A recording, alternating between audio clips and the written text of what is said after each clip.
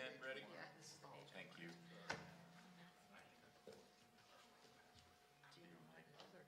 Yeah, Mike said he was good. Okay, very good. Good evening. We will call to order this Thursday, October 20th, 2022 regular meeting of the College Township Council to order. I invite you to join me in the Pledge of Allegiance. I pledge Allegiance to the flag of the United States of America and to the republic for which it stands, one nation, under God, indivisible, with liberty and justice for all.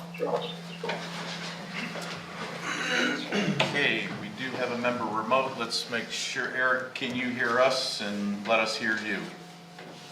I can hear you, but I'm on my laptop and I know the microphone's not very good on this. How am I coming through? Little echo, but we got you. Don't talk much today. Just saying. Public open discussion. Anybody in attendance or online that wishes to speak to council on something not on this evening's agenda? Seeing or hearing none. Do any council members have any potential new agenda items for this evening? Seeing or hearing none, we go to our first special presentation, Action Sports Park. Gordon L. Kaufman III. Thank you very much. Good evening. It's a pleasure to be here today. My name is Gordon Kaufman, and I'm one of the lead volunteers for the Action Sports Park. Now it's the High Point Skate Park project.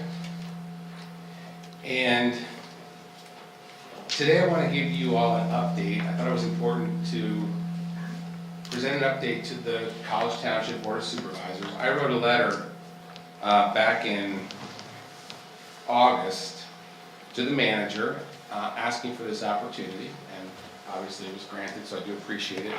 One of our asks also, I was wondering if the Board of Supervisors of the Township would consider a capital contribution to the project. So I'd be interested in whether or not that's feasible, and also what that process would look like. Okay, Jen.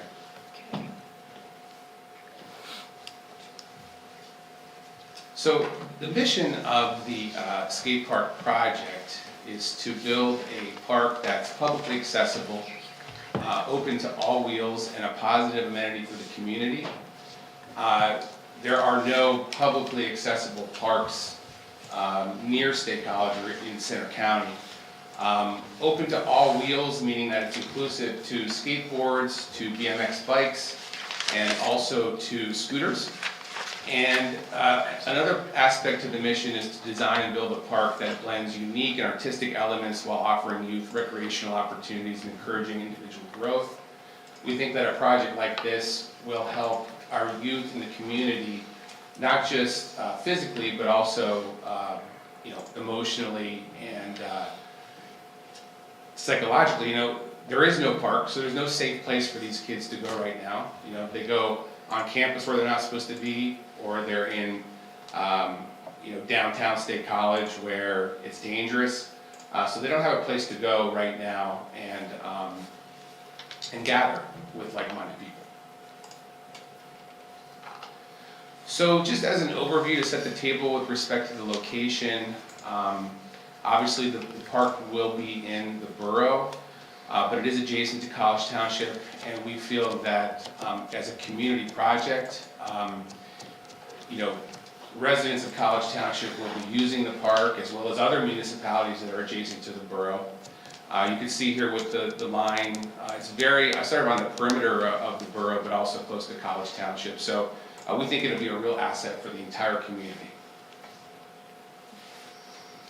One of the great things about this particular location, there are many, was with respect, so we vetted this location along with 6 others as part of, in 2018, I was a part of the committee that was a part of the borough process for determining the best location.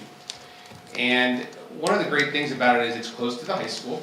Also, it's close to the bike path as well as on the CATA bus line. So it makes it easily accessible. The infrastructure for this location is set up to be very productive for kids to get there. And if you look at the park, one of the great things is that this is an existing borough park, but it's underutilized right now, so we're gonna add value to an already existing park. You can see that, I have my laser pointer here. So there'll be access off Stratford Drive up here. You can see Blue Course Drive in this direction, and then there is access off Whitehall Road.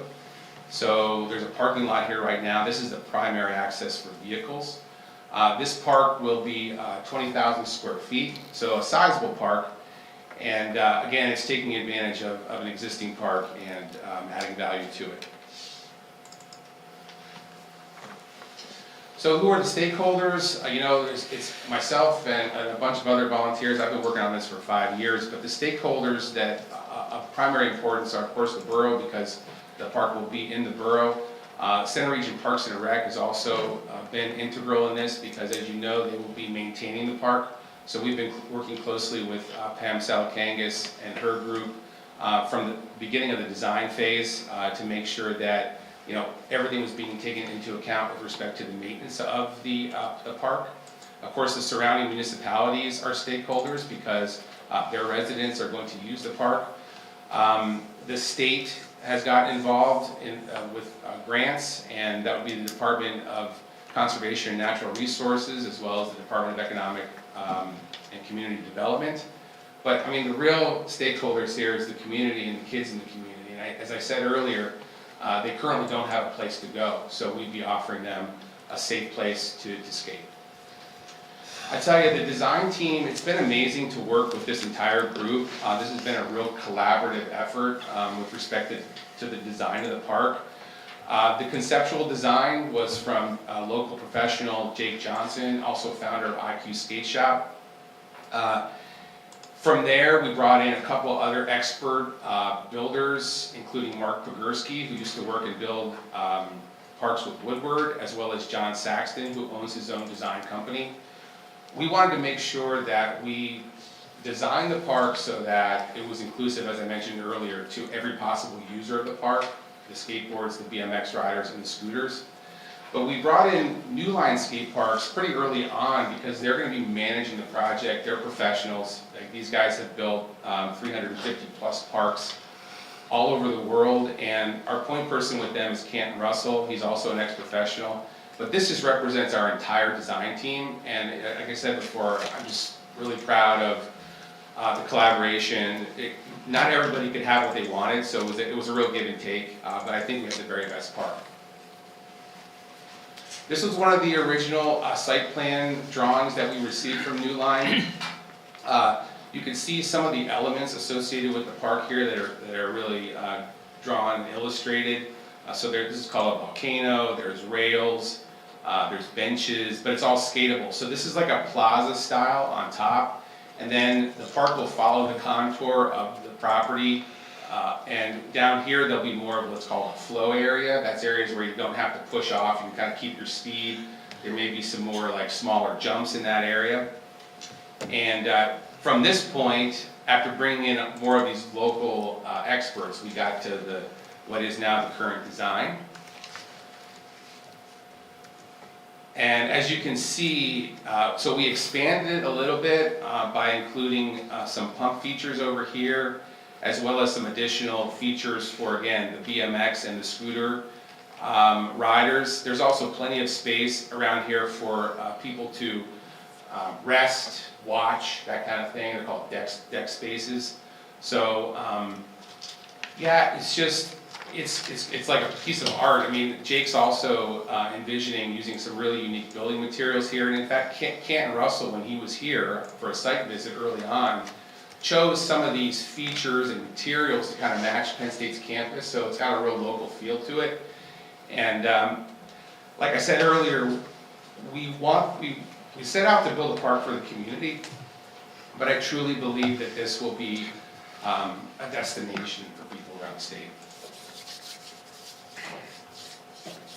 Okay, so how are we going to pay for this? And what are the sources of funding? I just got to say that I'm super excited to report that to date we've raised over $1 million for the project, which is a tremendous achievement for everybody involved. The borough has committed $200,000 to the project. We received 2 grants from DCNR totaling $500,000. We received a grant from DCED for $250,000. 2 grants, one from Hamer Foundation, one from Skate Park Project, $55,000. But this is where we're looking for this additional to bridge the gap, which would be the private sector as well as additional public funds. Our goal is $500,000 in this area. Currently, we're at $35,000. We started this past summer a community fundraising effort, and we received $20,000 of this $35,000 through 100 plus unique gifts. So we got the community wrapping their arms around this thing, and that was an important step. We made T-shirts, we did posters. We really wanted to get that community outreach piece going. So we're currently at 35. We've got a lot of work to do there. We're developing some additional ideas on the private side. We also have some grants that are in process, either have been submitted or will be in the near term, and we're targeting $100,000 for that. So 1.6 is the total budget, and again, we're at just over 65% of that right now. So we're really excited. Okay, so the final slide here was just to show you the timeline. Again, we completed the design in May of this year. We started that sort of community fundraising campaign back in June. That skate park project grant was a big one because that's the old Tony Hawk Foundation. For those of you that know skating, Tony Hawk was a very popular ex-pro, and to get an award from his organization meant a lot, so we were able to leverage that. We got a lot of press actually during this course of this year with some of these awards that we've received, just trying to build momentum for the fundraising efforts. The land development plan we're planning to submit in the fall, this fall obviously.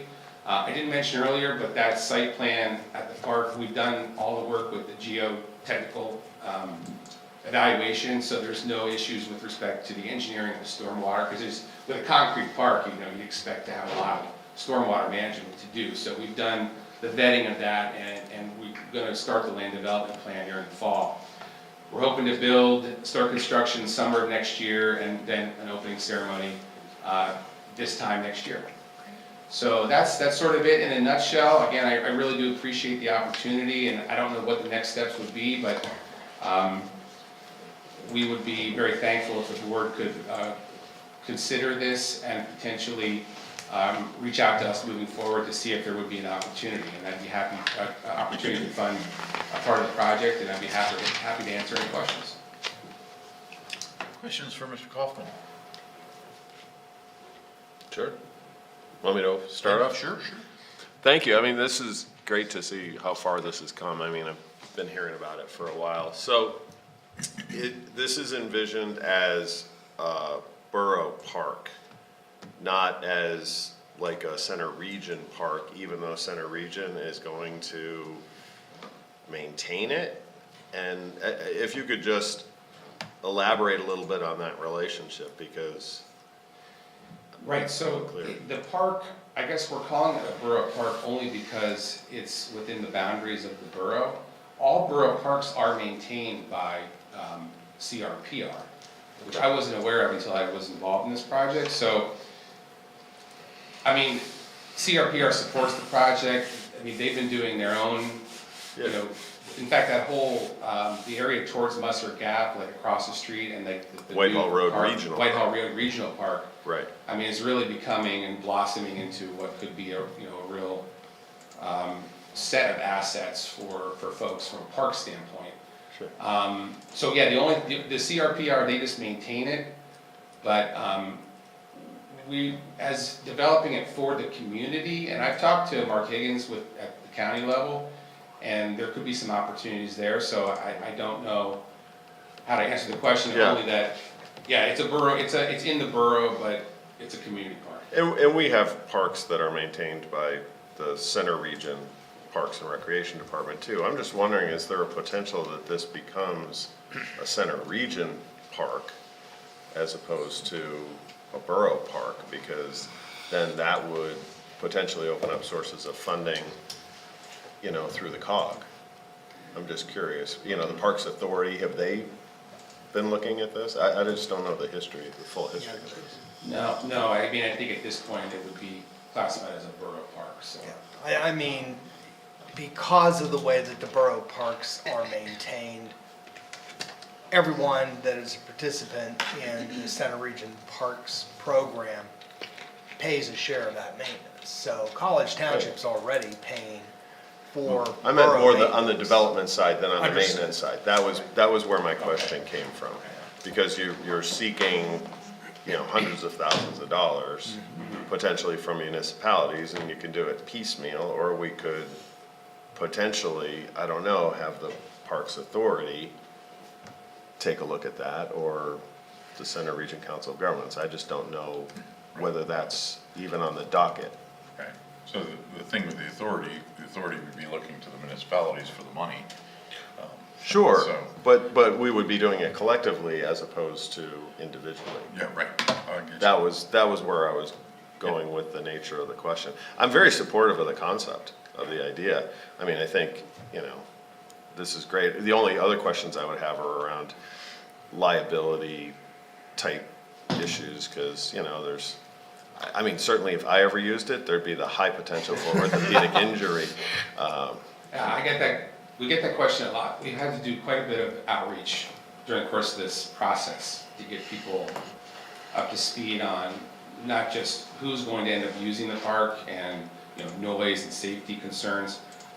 The borough, so we've looked into this, and they'll be having the same like insurance policy on this park as they would any others, and there'll be signage there that will just, it's use at your own Use at your own risk. And all. Yeah, I mean, there will be outlines on how to stay safe there, you know, be on display, like wear a helmet, all that kind of stuff, and rules of the park, but yeah, it's gonna be, use at your own risk. Yeah, I mean, generally, I mean, I can say I'm very supportive of the idea of this park. It's just a matter of how do we do it, how do we fund it, you know, how's it Yeah. maintained? Right, I'm just, you know, trying to leave no stone unturned here, that's all. Don't blame me, I think Yeah. that's the right way to go. Yeah. It's early on in the conversation as far as the For sure. township For goes sure. in terms of budgeting. Yeah, understood. Yeah, that's all I Right, but to that point, it's early-ish, but if we're looking at 2023 start. I know. And finish and. have. I didn't say it wasn't urgent or. Yeah, right, no, But it just- is early in the process in terms of us, Us, considering yeah. this as a line item. Right, And right now, we're in the budget process for the coming year, so in that sense, it's late to that process. Yeah, our dialogue is early, later on, what you're saying, right?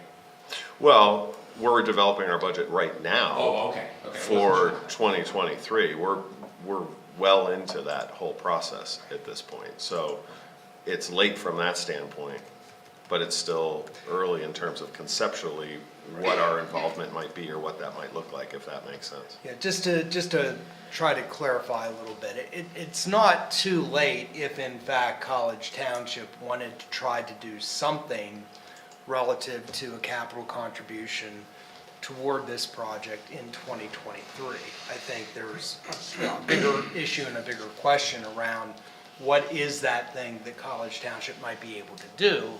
But from a timing perspective, this is about, we're about 5 days away from our absolute cutoff of what and when we can actually be considering additional projects. So, yeah, from that standpoint, timing's fine. I mean, you're in under the wire, that works.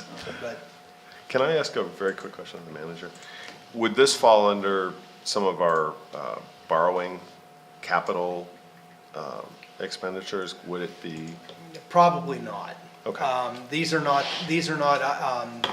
is not a particular project that we had identified as part of the borrowing. And so from that standpoint, we would likely be looking to use general funds in order to accomplish that. So contribution could be, there could be an increased contribution from the general fund to our parks fund in order to cover whatever contribution council determined to make toward this kind of an effort. Or barring that, it could just be an outright contribution from the general fund itself. But no, in all likelihood, I don't think that is, that's realistic to anticipate any borrowed monies for this at this time. Just wanted to be clear. Right, and in particular, our borrowing is to do things on College Township assets. This is on Borough Park, so that really would probably squish it. Right, the regional, to your point earlier, if it was going to be a regional asset, we have a different mechanism to deal with those regional assets and those capital contributions toward those regional assets, so It's a can of worms. it is. Thank you. Dustin? Yeah, thanks for coming, Mr. Kaufman. I think this is a great concept and a great idea, absolutely needed, right? And thanks, 5 years you've been working on it, wow. So, I mean, I commend you for that. The funding is an interesting thing because it doesn't seem like to me that the borough would want to give up ownership of that park to make it a regional. Because it's still functioning, otherwise, like there's other things that go on at that park, right? You guys are just in one part of it. That's true. Yeah. But I mean, I would be in support of us trying to figure out some sort of contribution to it, just having that further discussion. Eric? Yeah, I agree with everything everyone has said so far. Just two additional comments. Just a reminder that we will be contributing on an ongoing basis by, as already mentioned by Paul, maintenance. So if there is, and then the second comment would be, if there is support amongst council to dedicate something, some source of funding or contribution, it makes me a little nervous because I'm a precedent guy. I don't know if we've done this in the past. Have we made a contribution to some other municipalities, what we call neighborhood parks? I suspect not. Would one way around this be for us to actually purchase something or buy something? I don't know if that is an even worse precedent. I'm just tossing that out there as an option. For example, instead of writing a check, maybe College Township purchases or sponsors something at some aspect, some capital aspect of the project that would be included in the skate park. Those are my thoughts. Thanks, Eric. Yeah, for clarity, there's one situation that comes to mind where we have in fact, in the past, actually made a contribution to a facility that was not in College Township, and ironically, that would be with respect to the skate park that is at Tussey Mountain. When that first was envisioned, it was envisioned, and there was quite a bit of discussion at the time, that type of facility would be located somewhere within the center region. After quite a number of months of deliberations, it was determined that that was not realistic. And there had been monies that had been identified and set aside by, and again, if I am not mistaken, by each of the center region municipalities toward that. It wasn't a great sum of money, but there were funds that had been set aside. And when the ownership at Tussey Sports Park had indicated a willingness to develop this facility and to run it, even though it would be run by the private sector, subject to a few conditions and restrictions in exchange for the contributions of municipalities, that those funds actually went toward that.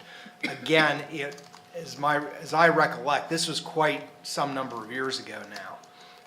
And as I recollect, it wasn't an overwhelming amount of money that came from the center region municipalities, but there were contributions that went toward that purpose.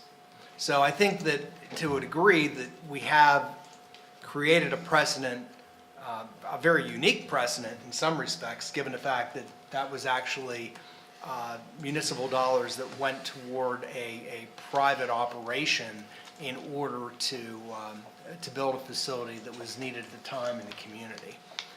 So I think that, from a precedent standpoint, Eric, I think that that's a bridge that we probably have already crossed.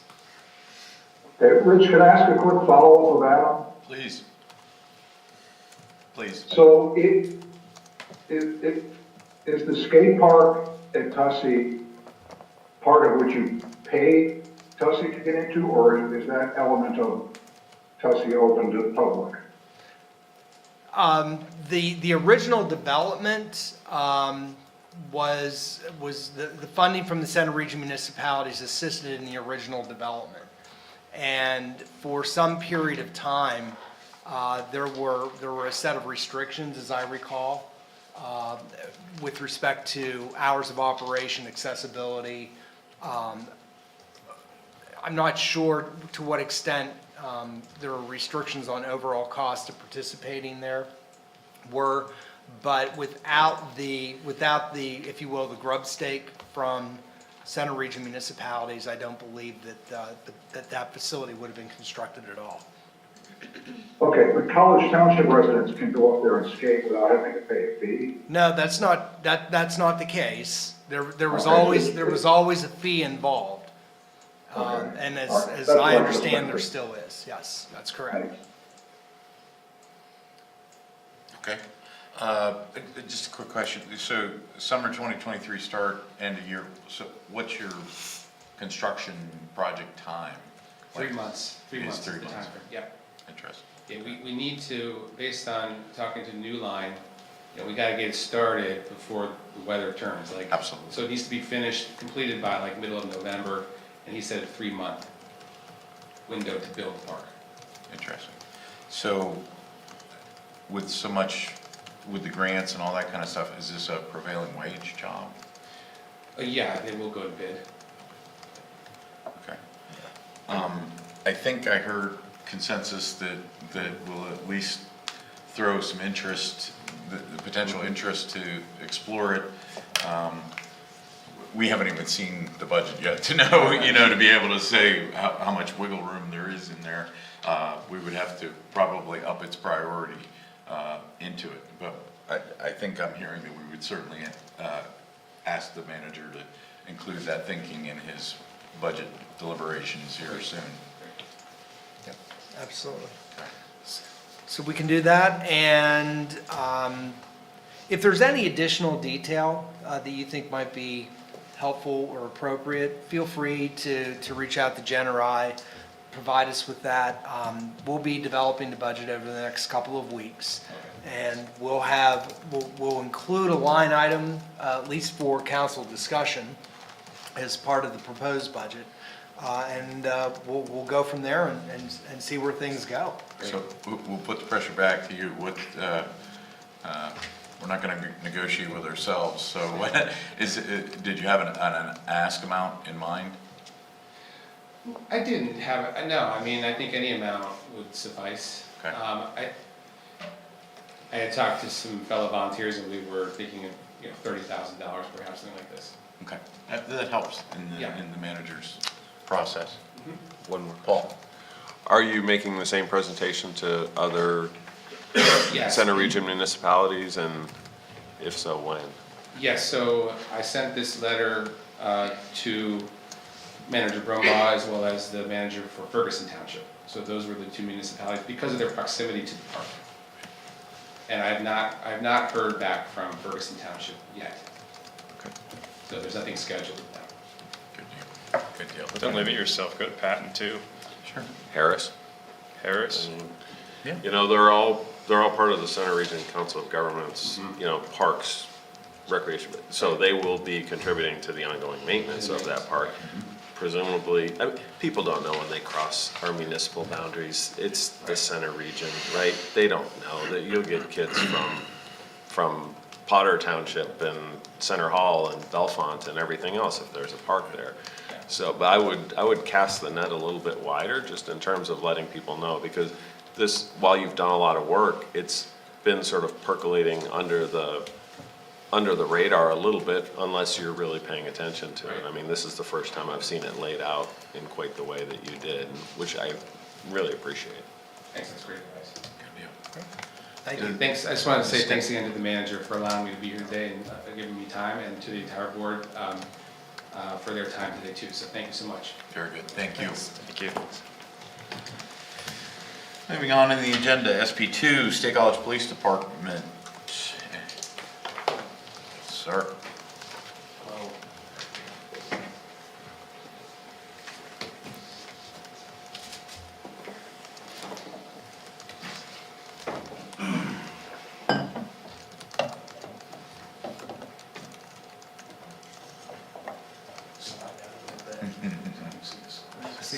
See, know what you're talking about.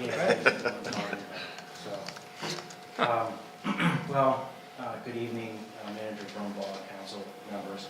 I'm Matthew Wilson. I'm the Assistant Chief of the Police Department. Chief Gardner was unavailable tonight very unexpectedly. I apologize. This will be the second year in a row you've had to listen to me. Now I gotta follow the skate park guy. Yeah. His presentation was a lot more interesting than mine, so try to bear with me. It's my pleasure to present the 2023 budget proposal, along with a little information about our department to College Township. This has been a long-lasting and beneficial partnership, and I hope it continues along in the future. So just to start off, this is our mission statement. It's in your packet. I'll give you a moment to read it. Next couple of slides are going to be our mission statement, our value statements, and our core values. Everything we do flows through that, so that's why we pretty much start everything with that. Go ahead. Yep. Okay. Okay, so just some key points from that mission statement. We're committed to being responsive to our community, or communities. Our mission is to improve the quality of life in our jurisdiction through community partnerships, and endeavor to identify and reduce citizens' concerns regarding criminal activity, neighborhood deterioration, and continual nuisances. So our vision statement: State College Police Department is committed to the highest standards of professional ethics, exceptional performance, and the pursuit of excellence in everything we do. We're committed to the principles of community-oriented policing and to being the most progressive, innovative, and professional police department in our endeavors. Whoops, sorry. No, I think you're on. So core values, we read about those, but honor, honesty and integrity, professionalism, respect to every individual, responsibility, accountability, and then wellness for ourselves. Just takes a second. Well, Doesn't want to move. yep. Try this again. See if we can just go this way. Did it work? Is that the right one? Yeah, that's all right. So Okay, there you go. Okay, so just a little bit about makeup, this is our organizational chart. This is kind of constantly changing or evolving. Currently, we have 60 authorized sworn positions, have 3 vacancies, and quite honestly, we also have, we just swore in an officer today, because we're going to the academy. We have 2 officers that are in the academy, and we have 1 officer that's in the field training process. So that counts for that total of 57, all these officers that are in training. 68% of our officers have a college degree, 14% of those have masters. 26% are military, 53% are veterans that have a college degree. 11 of our 13 supervisors have bachelor's degrees and 3 have masters. 5 of the admin and supervisors have command school training. 16% of officers are female, 9% of those females are supervisors, 29% of detectives are female, and then 7% officers of color, and that includes Native American, Hispanic, Pacific Islander, and African American. That's where we currently stand. It's always kind of evolving. Goals and objectives: reduce crime through prevention initiatives, improve traffic safety in our jurisdictions, improve the safety of the downtown and neighborhoods, reduce unreasonable noise, improve police professionalism through training, and promote community, diversity, equity, and inclusivity. So how do we do that? Well, trainings of 2022. Long list of trainings, it's just kind of a smattering of them. There's a lot more than we do to that. There's a couple that we wanted to point out and a couple that I'll point out here. We've gone through a lot of change. We've had a lot of staffing changes and a lot of turnover, let's face it, the last couple of years. And every organization goes through that from time to time. So we've had to replace a lot of specializations, and so that was a plan for last year to make sure we're replacing a lot of important specialization supervisor positions and whatnot. So that's what we've been accomplishing through this year. So first line supervisor training for our new supervisors, polygraph certification, we have a new certified polygraph detective, is Detective Gibson. Crash reconstructionist training, we have a new crash reconstructionist that's being trained up right now. We continue with crisis intervention training for pretty much all of our department. We're very close to having everyone trained in that. We have a new social worker, so she's getting trained up as well. We continue and will continue to work on different trainings that include diversity, anti-bias, and inclusivity training, real race equity and leadership training, new school resource officers we're training, internal affairs investigation trainings for new supervisors. Another new training we've added is this RAP virtual reality training. Really the gold standard for training, especially in regards to use of force, using force, not using force, that kind of thing, is doing reality-based training. And a lot of times, we'll do that through scenarios that we set up, and they're kind of real scenarios, but a new tool that we have is using this virtual reality training. We're putting in a virtual situation. Again, that's just using the new technology to train our officers. Next one. Yep. So some of the accomplishments, just a few accomplishments. We got the PCCD grant awarded for the police social worker. We've hired that social worker, that's Amanda Matan. She is still a work in progress, but is up and running. We also have continued with our victim-centered intensive case management grant. We got a PCCD grant for a civilian community relations specialist to help in our community relations section. We haven't implemented that, but we have the grant, so we're working on that. We did the police executive research forum this past year. That was a management assessment review. We've just got the final draft of that, or the final document, I should say. And again, that was very much similar to the IACP assessment. So not only are Pennsylvania accredited, but we went through, IACP, National Organization Assessment, gave us all kinds of recommendations to improve ourselves. This was the next step that came out of that, and that's a police executive research forum, again, another national organization, to give us some guidance and some ways to kind of improve the way we're doing things. Again, best standards in the industry, so to speak. Some more accomplishment. Hiring 4 new officers, I just mentioned we hired Larry we didn't hire him, we sworn him in today. We are in the process of establishing a new eligibility list, which took, we went all over the state to do recruitment, to get as many applicants through the door as possible. We held the first Citizens Police Academy and the first Center County Camp Cadet since COVID-19, so those were things we did on a yearly basis. And getting those back up and running after a 2-year hiatus was a really good thing to do. Promotion of a new captain sergeant, selection of a new professional standards lieutenant, that's Lieutenant Kelly Aston, selection of a new criminal investigations lieutenant, that's Lieutenant Chad Hamilton. Again, filling some of these positions that were vacant.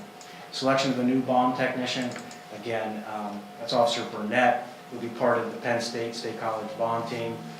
Again, we lost, the last bomb tech's been a little bit of a hiatus. We got a selection there. So again, we're filling these positions. Again, another grant, DUI pedestrian school bus enforcement grants. And again, these events coming back, Special Olympics, Tour Training, we were involved in all of these agencies. Some notable events, responses, investigations in 2022. We had 2 fatal crashes in Harris Township. We had a fatal bike crash in State College Borough. I'm sure some of you heard about that. Several drug task force arrests within this region, to include College Township. Multiple active suicide attempt interventions. This is very unfortunate. This kind of thing is on the rise, but we've certainly faced that and been involved in those. Infant death investigation right here in College Township. And again, the return of all these special events and whatnot, Memorial Day, Arts Fest, and so on. Upcoming trainings, again, I said diversity, anti-bias, inclusivity training, continued training for our crash reconstructionists, continued supervisor training, got to get our bomb tech trained, filling more spots on our tactical response team, which again is a region team, regional team. Just records management training, and then continuing, I just put various forensic and criminal investigations training. Again, we're in the area, we're a leader when it comes to cell phone forensics and, other kind of DNA kind of stuff and things like that. So that's our criminal investigations unit, continuing those kinds of trainings to kind of be on the cusp of technology right now and whatnot. And everyone knows, I don't think a crime is committed without DNA involved and a cell phone involved. So things like that, and we're kind of keeping up on it. So again, collaborating with the following organizations to promote community diversity, equity, and inclusivity, Neighborhood Coalition, Community and Campus and Unity, work with the local chapter at NAACP. Another initiative we're just beginning, and that's a partnership with the National Center for Policing Equity, Community Oversight Board. The Oversight Board started in January this year. We're working through that. We're working with this board. And that's been a really good relationship so far, it's just been good so far. We'll see. We're still kind of ironing out the kinks on that. It's just another opportunity for us to improve ourselves. Advisory Committee on Policing Communities of Color, we're still involved in that, and then we're involved in the Center County Community Conference, which I know that first event is coming up here very short. So, and to move on with the total calls for police services. Again, this here shows statistical year, September 1st, so beginning, I last spoke September 1st last year, right to August 31st of this year, 2022. So we can see College Township's up just a little bit in total calls for service, but everyone is. We're kind of, you can see the COVID year 19 to 20, we're kind of everyone's, I say everyone, I'm referring to the borough and Harris Township along with you folks. We're all kind of all trending up, and College Township is doing similar. So just part 1 and part 2 crimes. This is calendar year 2021, so January 1st to December 31st. Part 1 crimes here in College Township, the assaults are probably the highest and the thefts are the highest. And then the part 2 crimes, frauds, and disorderly conduct are where they're probably most prevalent crimes. And this is... Did I go too fast? Yeah, you jumped by. So this is part 1 and part 2 crimes, just 2022. That would be January 1st of this year, right up to August 31st of this year. And again, really the same thing. Assaults and thefts, part 1 crimes. Frauds, this year criminal mischief, and disorderly conducts in the part 2 crimes. So then the next slide is, this is, again, January 1st to August 31st, mapping those part 1 and part 2 crimes on the College Township map to kind of show you where they're falling. And, obviously, it's really, Gunner Pike, College Avenue out at the mall, as well as South Avenue Street, where your biggest areas of that are. And you'll see later on, it mirrors very closely to the traffic issues as well. It's no surprise to me with the amount of traffic and then the amount of people and whatnot. I know that was a request from last year's presentation to kind of see that on a map, so you can visually see where it's at. So I wanted to include that this year. So enforcement programs, this would be traffic enforcement. We did 895 traffic enforcement stops here in College Township that weren't DUI.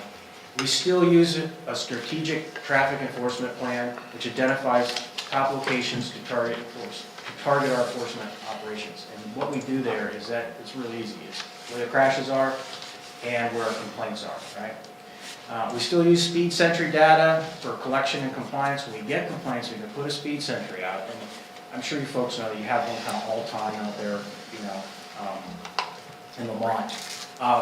But again, it's something we collect data with. We can determine whether there's really an issue here when people are complaining. We can also slow people down with the speed sentry. So we're using those in all of our jurisdictions.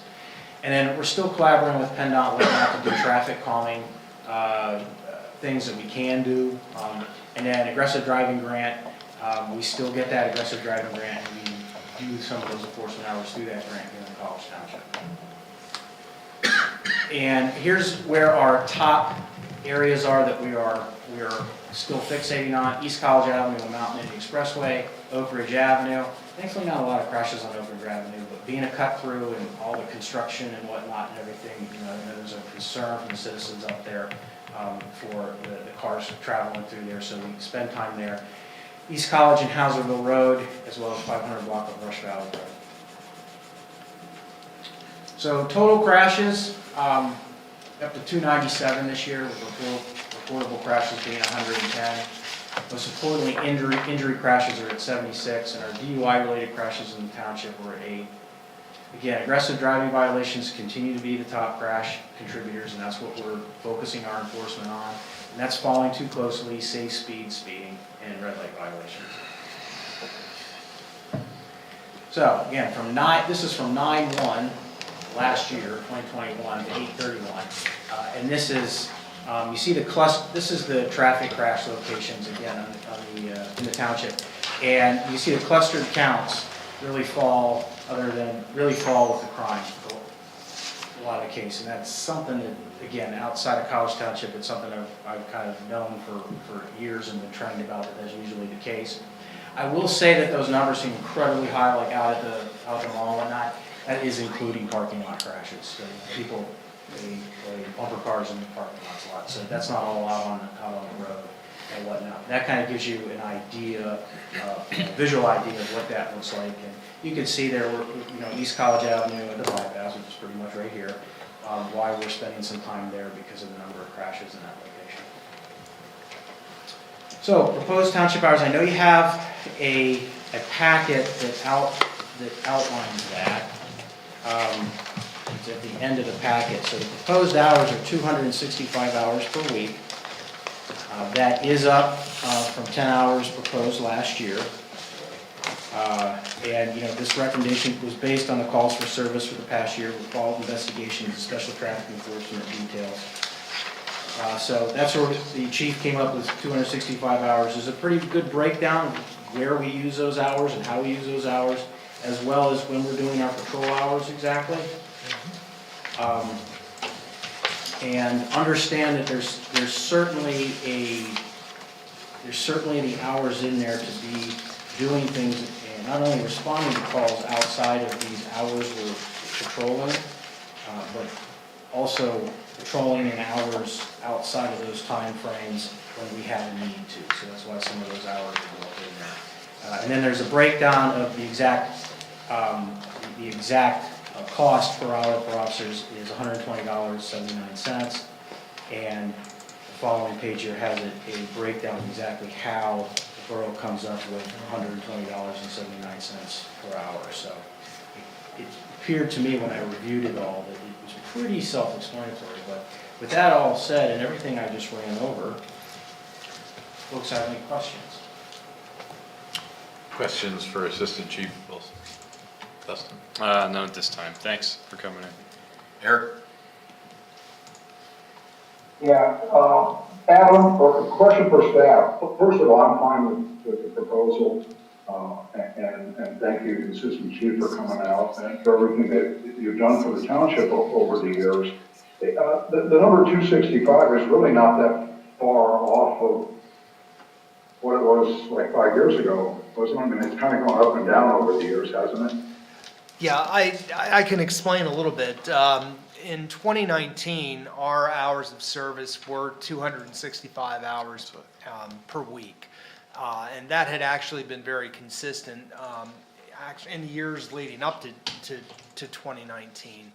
Beginning in 2021, because of COVID, because of some revenue issues that we were experiencing and other municipalities were experiencing as well, related to COVID, we dropped that back to 245. And last year, we increased that, beginning to build back up to the 265 number. We increased that by 10 to 255. And this year now, we're making that jump to get back to where we have been. And in consultation with Chief Gardner, we had a very thorough discussion about this. He's very comfortable that the 265, as Assistant Chief has explained here this evening, gives us the flexibility that we need to do the things that need to be done. And again, it's very consistent with what we have been doing in past years, with the COVID years being the exceptions. Okay, thanks, Adam. Then just one quick question for the assistant chief. In looking at the part 1 and 2 crimes, that table that was included in the presentation, almost all the crimes were College Township numbers were proportionate, to those in Harris and the borough, except for fraud. Forgive my ignorance, but our fraud numbers made up 1/3 of the total, which was very different from the rest of the categories. But forgive my ignorance. Give me an example of what fraud would be. Well, there's all kinds of examples of fraud, but this is, well, the emails, the phone call scams, your social security's been compromised, go to the mall and get a bunch of gift cards and send them to us, so that we can repair your social security number. That would be an example of what we see. People clicking on, at home in their email, it could happen right here. Clicking on a link in an email that you think is an accurate link or something. It sends you to something that you don't know you're going to. You end up giving money to something you think you're giving money to, and it's not accurate.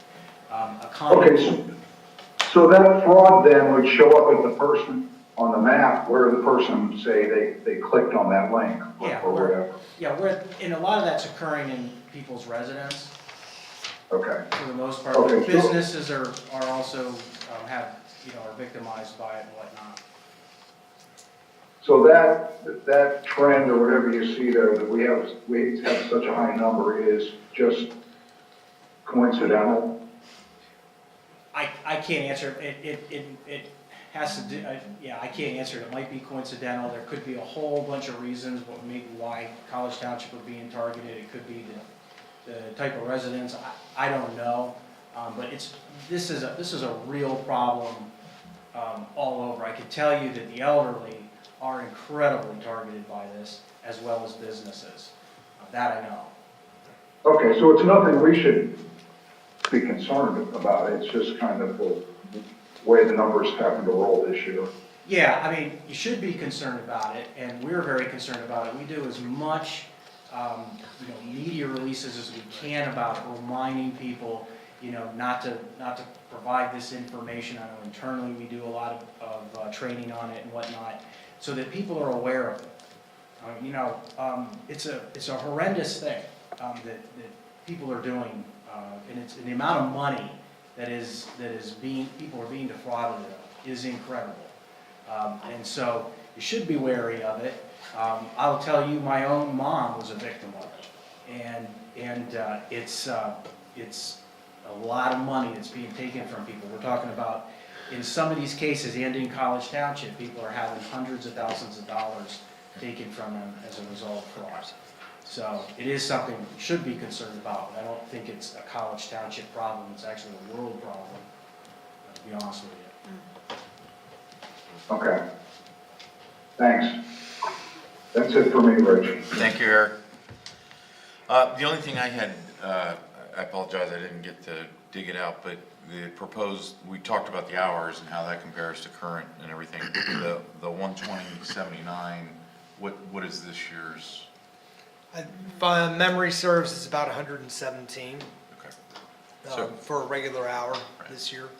right, so in an inflationary environment like it is, That's based on a recollection. Sure, so sure, I sure. I can look later. but I believe it's around that. That's great. Again, Can I just make a quick Go ahead. comment? I'm sorry.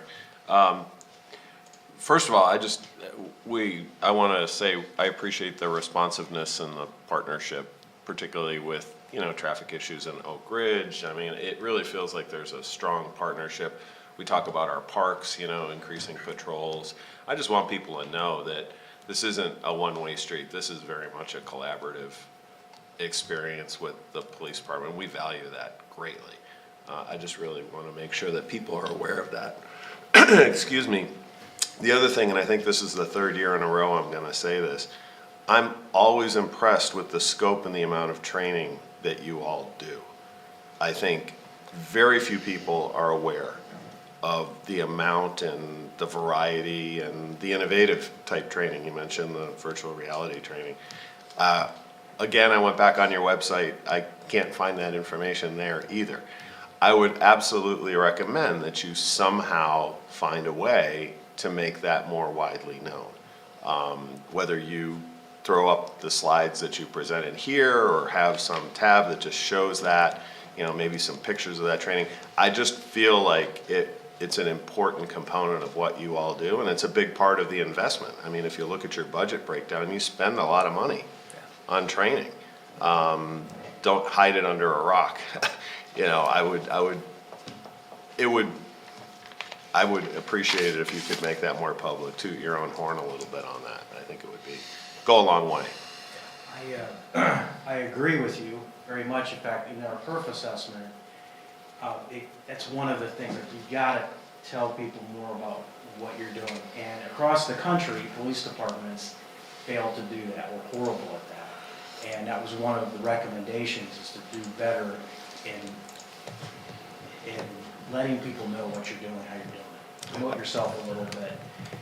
We're horrible at that. So you're hitting the mark exactly what we've been told, so I appreciate it. Good. Yeah, I think people just don't have an appreciation of the scope of what you all do or what you all deal with through that. I did like the IACP report and dashboard that's up on the website. I think that's those kinds of things, some sort of way to promote that as well would be appreciated. So that was my only comment. I'm sorry I Appreciate didn't that.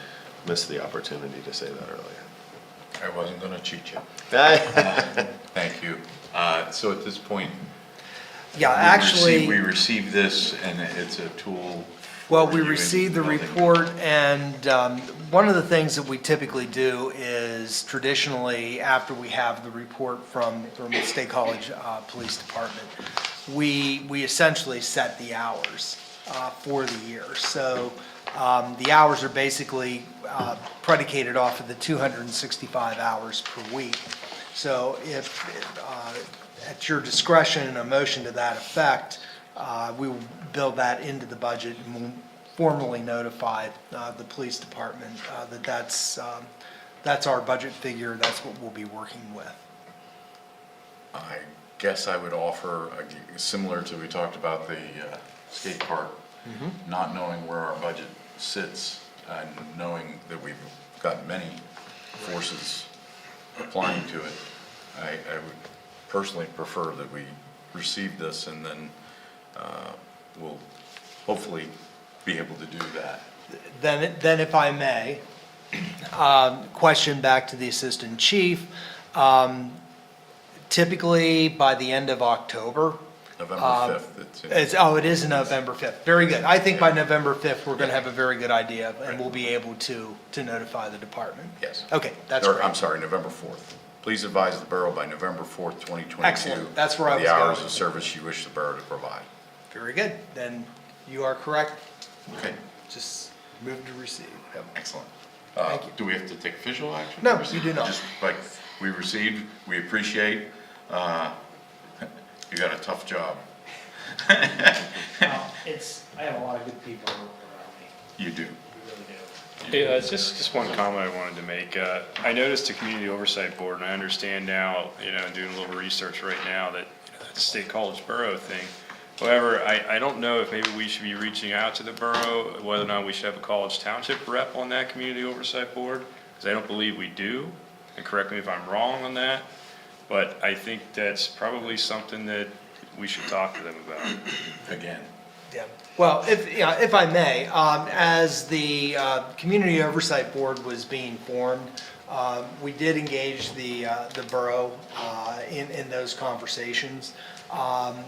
Those were acknowledged, and while there was not a specific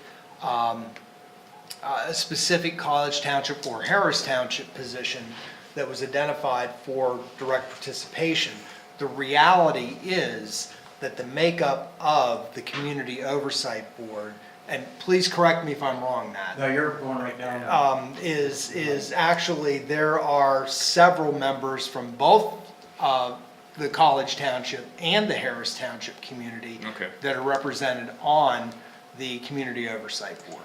Yeah, I'm not sure about that, but what I can tell you is that the members of that board are allowed to make up Right.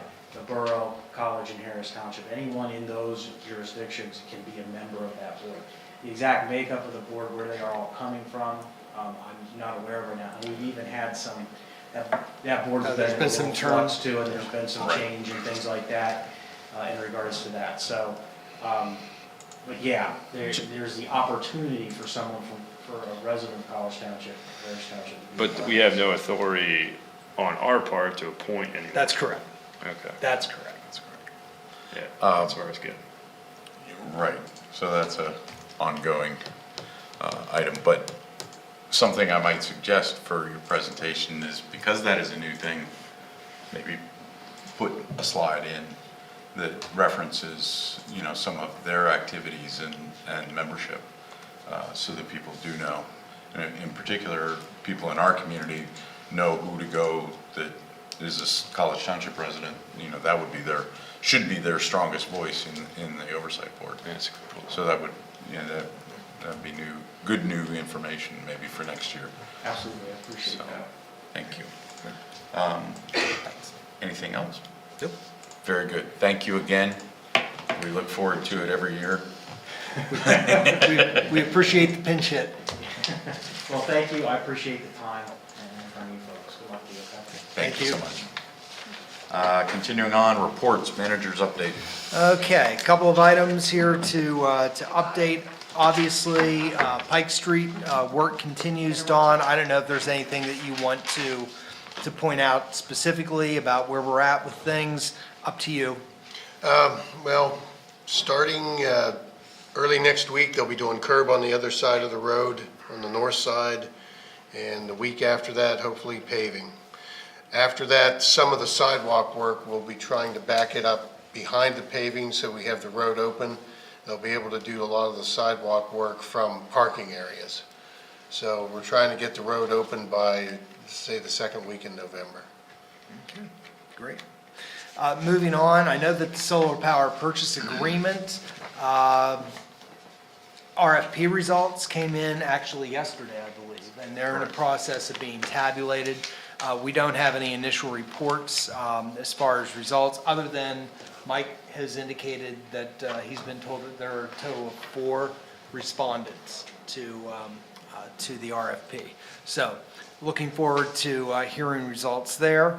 LTAC has an upcoming meeting to hear what is to be a final recommendation from the neighborhood committee relative to activity or recommended traffic calming measures. So LTAC will be considering that. And if LTAC is comfortable with what they receive on the meeting on the 26th, I would anticipate that LTAC would be forwarding on to council for its final review and authorization to proceed with a plan to go to vote within the neighborhood. So stay tuned. We'll find out how things go on October 26th. The Spring Creek Master Plan, that final draft has been completed. There's been some review of that here amongst the local committee or the College Township group, and that will be formally presented to College Township later in November. I think the second meeting in November. No, the first, on the 3rd. Okay. So that'll be on the 3rd of November. So look forward to that. The Thompson Woods Preserve, all of the notices to the participating organizations are out and in the mail, and we're awaiting to be notified, and we'll do some follow-up about who will be nominated or appointed to represent those organizations on both the governance and on the advisory committee at Thompson Woods Preserve. And finally, with respect to the proposed casino, staff is making preparations to meet on site with the other existing Category 4 communities. The one, if I may, the one question that I had was, it was a little unclear as part of the discussions that we had whether or not those were to be staff initiatives or if that was something where there was an interest on the part of council also participating. You'll recall that council did collectively participate in a field visit to Greensburg to visit the category 4 casino at that location. So the question was this something that was going to be more staff-oriented, where staff itself and alone would be visiting with these other communities, or is this something where there's an interest on the part of council to participate, obviously based on schedule and availability? Thoughts? If I am in a position to participate, I would personally be very interested in being part of that. Yes, I'm interested, yeah. Eric? Same as Paul, I think you should schedule around staff and host availability, and if I'm available, I'd be happy to participate. Okay, got it. Concur. That's great. Thank you. That's all that I had. I will draw your attention to some of the incoming correspondence. We only have one piece of incoming correspondence as part of the manager update. That is something that I'll be working on, likely with the council chair here as we move forward over the next couple of weeks. So, but if there's any additional questions, I'll be happy to try to answer those. Questions for the manager? I see Sue Smith's hand. Hello? Yes? Go ahead. Yeah, Are you we talking I recognize just you. had a question, Adam, about the Pike Street. It seems to me that if they're gonna plant trees, they would be doing it this fall. That hasn't been mentioned any time, and I just was curious about if they couldn't get them in before the snow flies. Thanks. Well, I know they have a sub-consultant that'll be doing the tree planting, and I'm not sure exactly when that'll happen. They finished topsoiling today, I believe, or at least got it pretty close to being finished, so I would assume in the next couple of weeks the trees will be placed. If it gets too late, we'll do it in the spring. And the bigger the better, is all we can hope for. Agreed. I think people would be willing to make contributions of trees if that was an option. We would. And maybe others too, just so that they're bigger than sticks.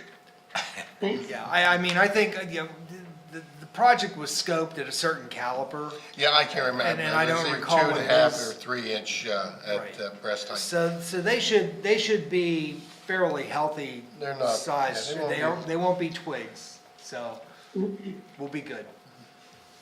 Thank you, Sue. And things that will grow fast.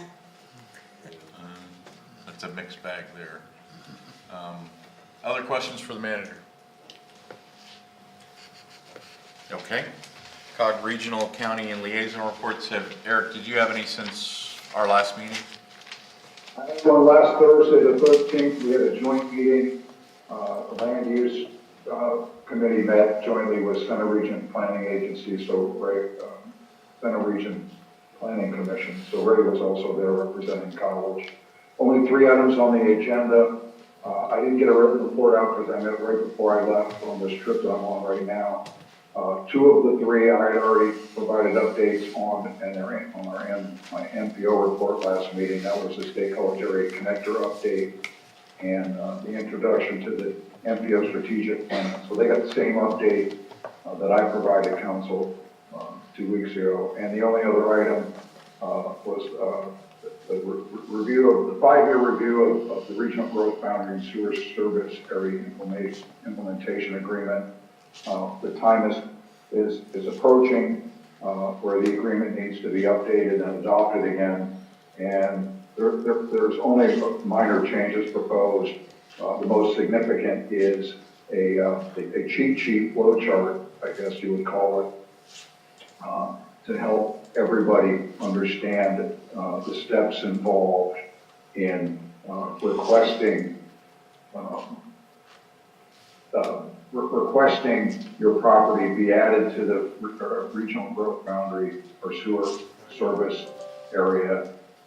In particular, what trips the development of regional impact and where that goes. In other words, is it done internally? Does it go to, similar situation as we had when the Maxwell property came before us. In other words, they created a flow chart that will make it much easier for everyone involved to understand what the steps are and in what order they have to be done. So I found that interesting. No action items, so that was it. Okay, thank you, Eric. Any questions for Eric? No, Paul, any meetings since our last meeting? Two, yes. The Public Safety Committee meeting met last week. Three items of note. One, we reviewed the Center Region Penn State Emergency Management Agreement, which is currently being developed and will be presented to us next month for a renewal there. Nothing terribly exciting there, but just updating some things around shared responsibilities and particularly the Emergency Response Center and that at the Beaver Stadium. The second was we recommended forwarding on to the Finance and Executive Committee commitment for a planned engine replacement, which will save us, I believe, about $133,000 by committing to that next month. The reality, though, is we probably won't get it for about 2.5 years. So we committed to it to save the money and forwarded that on. I'm sure you have already seen that, Mr. Chair. The other thing that we had was about updating and scanning existing code files into the new software. We got an update on that. And then we had a brief conversation following that about some of the things that are happening with non-compliant landlords in the center region who, because of their unresponsiveness or because of repeated challenges in dealing with them, are taking resources away from the fire department and from code and others, and just trying to think of a way that we could potentially hold folks like that accountable who are repeat violators because the vast majority are in compliance, but every once in a while in the middle of the night you can't get a hold of somebody and it takes the chief 3 hours to figure out what's going on. So that was the gist of the meeting. We're continuing to monitor COVID numbers, and they're declining again as of recently, but you know, with the football and all the other things, we're thinking it may creep up again here soon, going into the fall. So that was it on public safety. If there's any questions, I can. Any questions on public safety? Nope. Okay. Yesterday morning, College Township IDA met. I can report there's a continuing focus on governance and process improvements. There was conversation about the search for an identification of potential new appointees. And I think there's a sense of urgency around identifying some of those folks. So I would urge anyone watching or anyone who may know someone who might be interested in serving on the College Township Industrial Development Authority to come forward and fill out an application for that. I think it would be very well received. And then finally, ongoing discussion around the executive director position and development of an accurate job description. And I'll defer to the manager on that because, you know, my suggestion was that given the progress that has been made over the last several months, I think it's become very clear as to what the need is for an executive director to at least maintain what the manager has been able to do. And if they want additional capacity or capabilities, that would be in addition to what has already been provided. So Adam, I don't know if you have anything to add to that. No, I think that the conversation kind of evolved around their timeline for when they felt that they were going to be in a position to be able to move forward with that. And I offered my perspective on that, which was that Ideally, that into the first quarter of next year, they would have the opportunity to begin to make those revisions to the actual job description, have those conversations, and then at the beginning of the second quarter, actually be in a position to go out on the street with a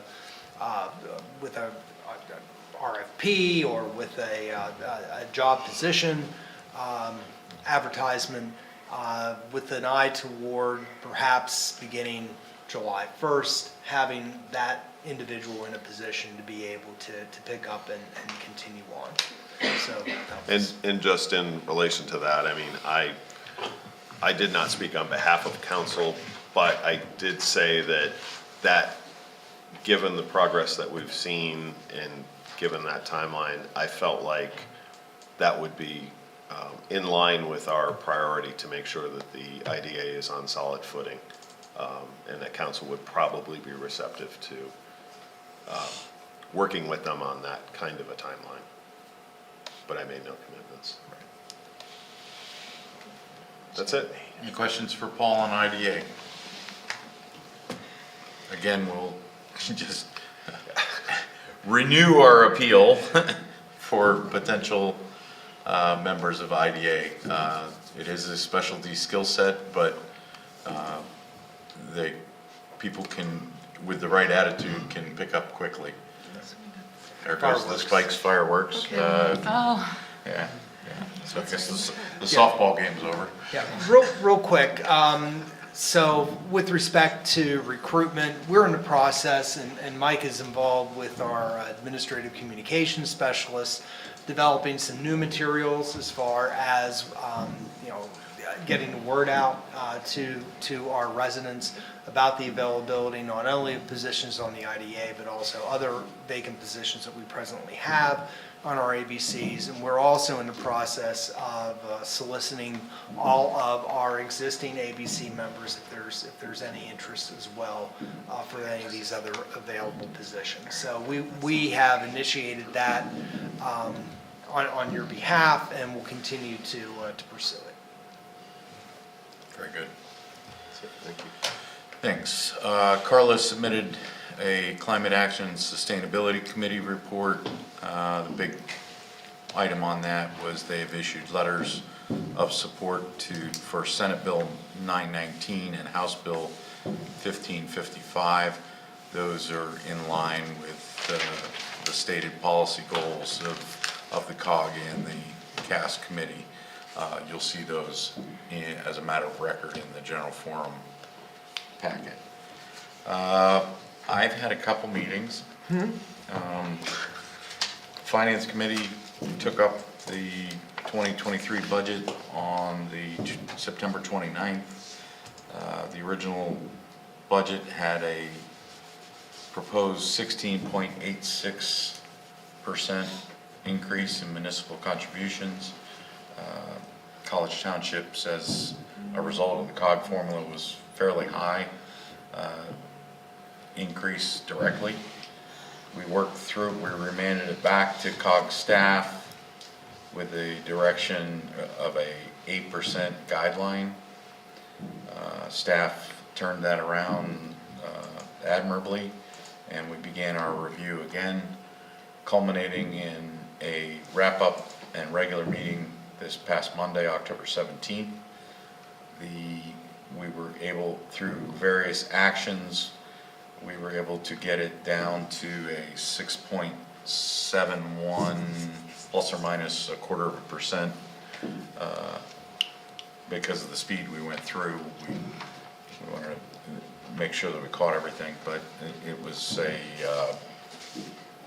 about $800,000 and over 10% reduction in everything. So that's coming. It's still for College Township. College Township is still looking at an almost 12.22% or $159,000 increase in our share for our regional cooperation. Along with those items, I mean, you'll be getting the summary budget at Monday's general forum meeting. and we'll be offering comments back by November 17th is the deadline. We also took action to receive a little bit different process. Historically, the Finance Committee got a report of the audits of the COG, the Schloss Center Region Library, and the Center Region Parks and Recreation Authority.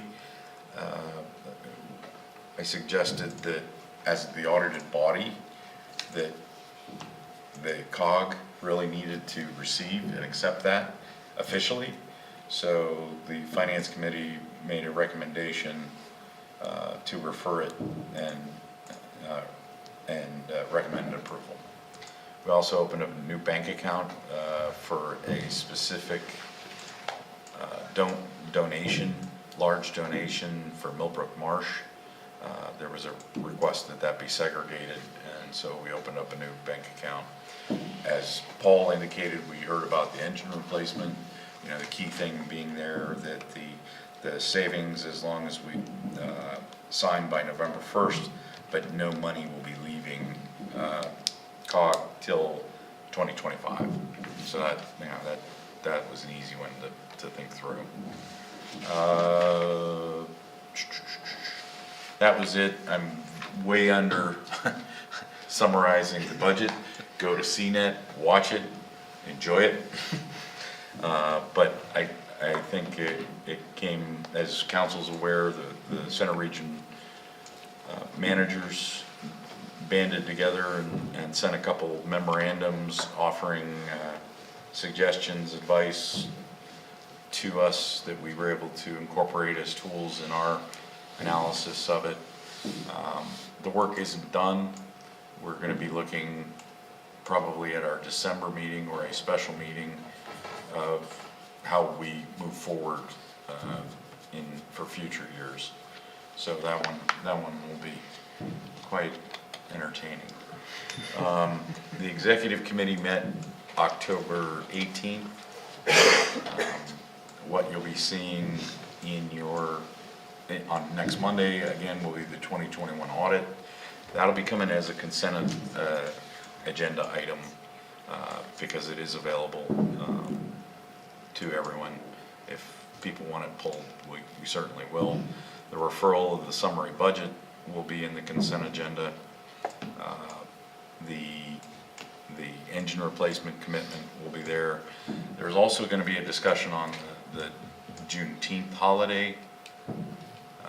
The HR committee didn't make a recommendation. It moved to the exec committee, and we're moving it forward to the general forum for direction. We also had a very good discussion on the COG solicitor RFP, RFQ, how we talked about that before, but the committee didn't take any official action, and I thought that was a miss. So brought it back again. We took official action that we will continue on with our current solicitor, and then at whatever time either party decides to step away from the arrangement, we would probably go with an RFQ type situation and move forward from there. We also reviewed the 2022 evaluation process for the COG executive director, and those have started. The 360 part of that to the COG agency directors and municipal managers was pushed out this week as well. Pending any questions, that's it for now. PC. We reviewed the Canterbury Crossing Land Development Plan. We had, and the Planning Commission made a recommendation, so council should be seeing that soon. It's a development of a total of 13 townhomes, 7 in one building, 6 in the other, and 13 single-family homes. The connection of Brandywine will be complete with this plan, and Sussex will also be completed. There will be 2 speed bumps, one on one side of Brandywine and the other right at the side where Sussex and Brandywine come together. Great. Questions for Lindsay? I do have one alibi for exec. On Monday's general forum, you're going to get a refresher on the COG meeting etiquette guideline. One of the unfortunate things out of the budget review in the last, very tail end of our last meeting, a comment was made by one of the elected officials that was deemed not appropriate, and so we're just having a little refresher course, and that individual's chair is having a one-on-one discussion with that individual. It's one of those, I don't think there was any malice involved whatsoever. It was an attempt to be funny, but in it didn't reflect the damage that some stereotypical comments can be connotated. So I appreciated how the exec committee came together. We had a very, very good discussion and everything. So, but you will see that on there if you're wondering what it was, why it's there, because we do it every January. It's kind of a little refresher course. So there were fireworks in the meeting too? No, there was not. There was not. It was, like I said, it was a very good discussion. So, Before you, that came before the meeting. before you move on, Mr. Chair. Yeah, please. Yeah, so the COG had their HR committee meeting last week. So yes, you mentioned the Juneteenth holiday. We had much discussion around that, more so than I anticipated.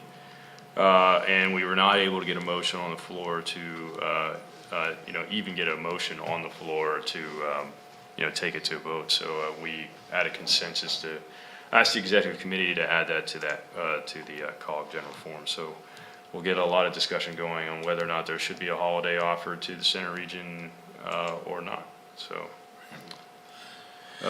we also got a presentation on fire resources. I think we discussed this before, right? The idea that, there's some weak availability on weekends. So we're looking at some part-time, full-time, part-time hires, sorry, not full-time. And so we supported that. We got an update too on intern recruitment for the Center Region Planning Agency. We provided input on recruiting, looking for diversity as well in this recruitment amongst age, sex, and race. And unanimously, everyone supported the concept. So the last subject we covered was class and comp update. This is what's being done by GovHR. We received an update where things are and anticipate a presentation in November.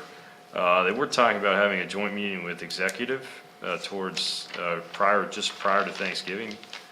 And then we also got into a pay philosophy discussion. So through the guidance of GovHR and what they've been doing, they recommended we at the COG have a formal statement documenting our organization's position on compensation. So this would be both a narrative and goals. And so that draft was presented to us.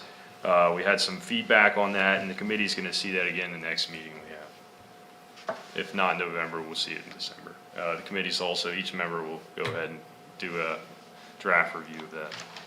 That's it. Any questions for Dustin? Okay. Any other staff or other committee reports? Diversity, equity, and inclusion. I'll actually start with this one. I attended the Borough and Penn State's Global Dignity Day event at Borough Hall yesterday. Very nice little event. Very, very good speakers. It was on WPSU. It was televised by WPSU. So hopefully, if you didn't get there, you could view it in a delay or something. But one of the things that they offered was the Dignity Pledge, and I'll just share that with you. I pledge to join with others to create a world where compassion, understanding, and love triumph over intolerance, injustice, and inequality. I pledge to be kind and open-minded, honoring the unique gifts and values of others. I think that was a very succinct but powerful statement and everything. And I know personally I'd like to see if maybe College Township can participate in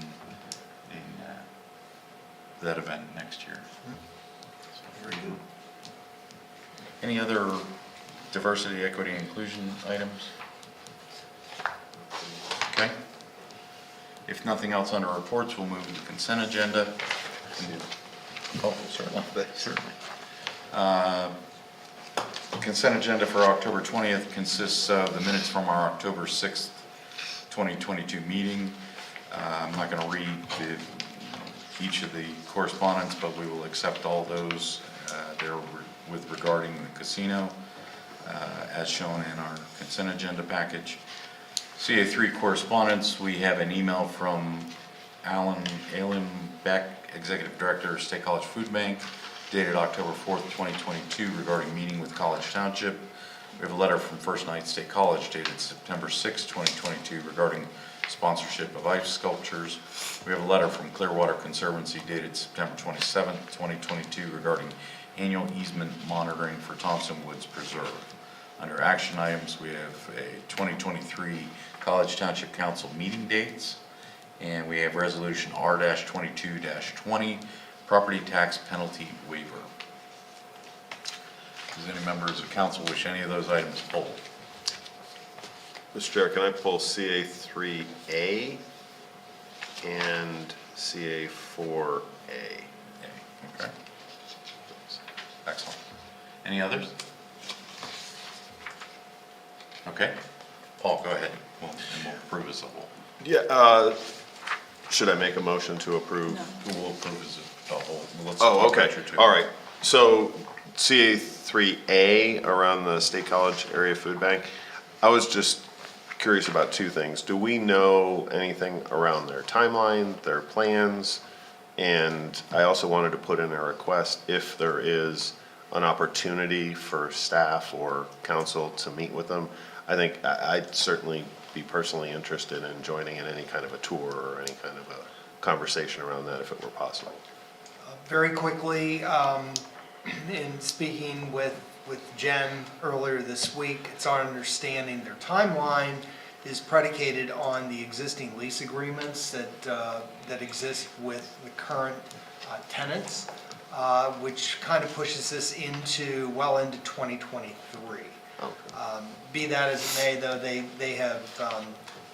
made a request to meet with either staff and or members of council. So if there are, in fact, members of council that have an interest in the food bank or meeting with them, we'll coordinate that with members of council and get a meeting established. Yeah, and yes, I would be, this is a really important community resource, and the fact that they may be in a new location, they may be able to expand operations. I'm not sure exactly what this new facility will allow them to do that they're not already doing, but I personally would be very interested in hearing that. I don't know. Very good.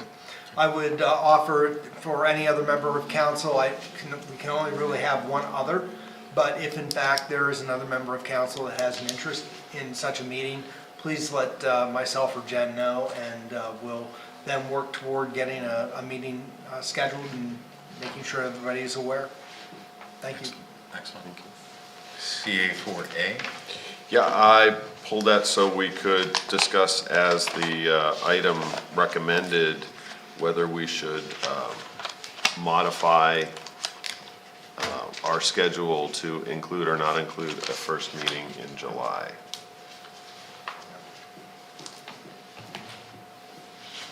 Since I may or may not be, Yeah, if you hadn't pulled it, I would have pulled it. well, okay. So, Yeah, traditionally, we do not meet the first week of July, typically because first Thursday of July usually falls within either the holiday itself, around the holiday itself, or certainly right in the middle of folks' holiday getaway vacation times. So typically and traditionally, we have not met in the first week of July in the past.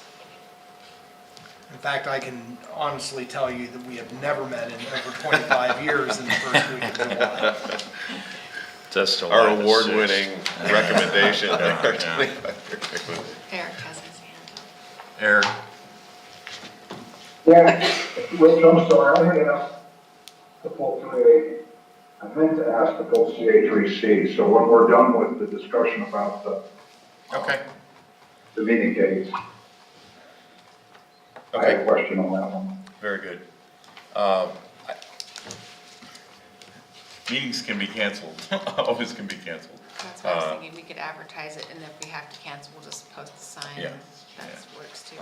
But the other thing, from a planning standpoint, you know, if you know you're not gonna have a meeting, that's a good place to plan to do things. Of course, then the manager's one of those guys that, hey, we have to have a meeting. You know, we gotta accomplish this, you know, that's how it'll work. I can fill the time if Yes. that's what you're worried about. Not worried in the least. So I'm perfectly good with it as it is, but I would have no objection to. I pulled it so we could have a discussion. I don't have a problem with it either, if it's easy enough to just cancel it if it's unnecessary. And Eric or Dustin, thoughts? Are we talking about the July meeting? Yeah, Yeah, I'm fine with advertising it and canceling it. Isn't that easier Yeah, that's good. than trying to, sure. than not including it, and then if we have to have it, advertising it? Yeah, hopefully we have more than the July 6th meeting to cancel. Just gonna throw that out there, but, So that was all I had. I just Okay, wanted to bring it very up for a good. Thank you. discussion. I have no. Eric, CA3C?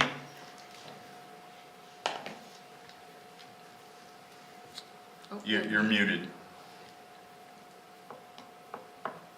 It happens. The cover letter kind of serves as the exact summary, and the third paragraph, notes the 5 items, that merit continued monitoring, and number 4 is construction of structures within the preserve. I looked through the checklist, and of course, we don't get the pictures, but I saw no reference anywhere in the monitoring report checklist of structures other than a reference to teepees being made of sticks around some of the trees. I don't know, is there anybody there who could provide an example of what they're talking about? I think the teepees is, that's what my assumption was. Those are the structures, yes. Oh, Those okay. are consistently found within the preserve, and they are consistently referenced during the annual evaluation as structures. Okay, never mind. Okay. With that, if someone is comfortable, I would accept a motion to approve the consent agenda as submitted. So moved. We have a motion? Second. We have a second. Any further discussion? All those in favor, please say aye. Aye. Aye. All those opposed, please say no. Motion carries. Old business, OB1, review of proposed landscaping plan for the College Township building parking area. Yes. So after the presentation of the proposed replanting plan for the municipal building parking lot in September, council had requested that we look at a native species planting list. So I went back to the low quoter and asked for a list to be considered, which is provided in the memo. What he also gave me was the quantity available. And now he's not the only one, obviously, that can plant these, but he wanted me to provide that just in case, we go with this. He would have some idea of the quantity that is available at this point in time. It does range from basically service berries, red buds, hornbeam, maples, oaks, black gum or sour gums. One of the things I did talk with him a little bit about was the original planting list that we kind of agreed upon stayed within the height limit that we recognize because we've got the wires out there. So that was one of the things that I failed to mention to that last month when I was here. But nonetheless, he did try to stick with some that could potentially still fit the bill. So basically, I'm asking for some direction based on this list, if it's acceptable, for some of the, for direction as to, for the 17 proposed trees that will be planted. And if I can get that, then I will put this back out for a requote to the people who were solicited previously, because we are changing the plan from what was quoted originally. And we'll go from there in terms of whether it's still under the bidding limit threshold, or if we have to hold until spring. Okay. I don't recall who on council stressed this. Dustin was- and Carla, I Yeah, think. me and Dustin Carl, Carla, yeah. okay. I will give my proxy to Dustin and Carla. So can I go then? Oh, sure. My first question is on the size. What's the MS and the CAL mean? Well, CAL is caliper, that one I do know. So that's the diameter of, and that actually goes with what Sue was saying about the size. It's a 2-inch caliper of tree. Okay. I don't know what MS is. I wish I did. Okay, that is what I didn't know. I'm assuming it might be mature size? I was gonna say mixed size. Mixed size? Oh, No, okay. Well, as So- a service berry, I mean, I would tend to think that that's a typical Maximum height size. Yeah, for a so- full-grown service berry. right, so, but that is, But- was. So, yeah, okay, so the 2-inch caliper size means the diameter of the tree, so at the eastern redbud, how high would we expect it to be when we get it, how tall? Well, again, most of these he picked so that would stay within the, I think the maximum we want in that area is 20? But we're not planting saplings, right? Well, no, No, they'd be a 2-inch 2-inch caliper. caliper, right? Gotcha. So, 6 foot probably. yeah, I'd say Okay. somewhere between 4 and 6 foot when they're being planted. Okay, so then the map of the planting really doesn't pertain anymore, right? No, they still would go to the location shown. Because we are actually moving them out a little bit away from the curb line from where the original ones were, because we want to try to fit the shrubbery in and keep it away from the bumpers of the cars. So we're trying to keep everything a little bit further away Yeah, from. okay, so you just want us to say, you want us to actually tell you, make these T1s, make these, is that what you? Yeah, or you can say, Yeah. I would like, or council would like, Make X these the number, S's. and we'll mix and match them throughout some type of order for the Okay. 17 trees total. What would fit the bill for shrubbery and bushes in this list? These are all just trees. Yeah. The shrubbery would be listed as previously noted. There was a little bit of a pine one, and then there was the box, Yeah, it's in the bottom right The corner. box. of the plan, yes. I think. Yeah, so the boxwood was one of my issues, because that is a Japanese species, and so they don't have anything that's native that they can replace that with? I didn't ask for that specifically. I thought I was only looking at the trees. Yeah, I think the request was looking native all around. Oh. Sorry, I didn't catch that part of it. Yeah, I mean, we just listed everything as, pretty much, I think there was 1 or 2 native species from the original list. I mean, I have no issues with this list here for the trees, but I would encourage us to look too for some shrubbery that's native.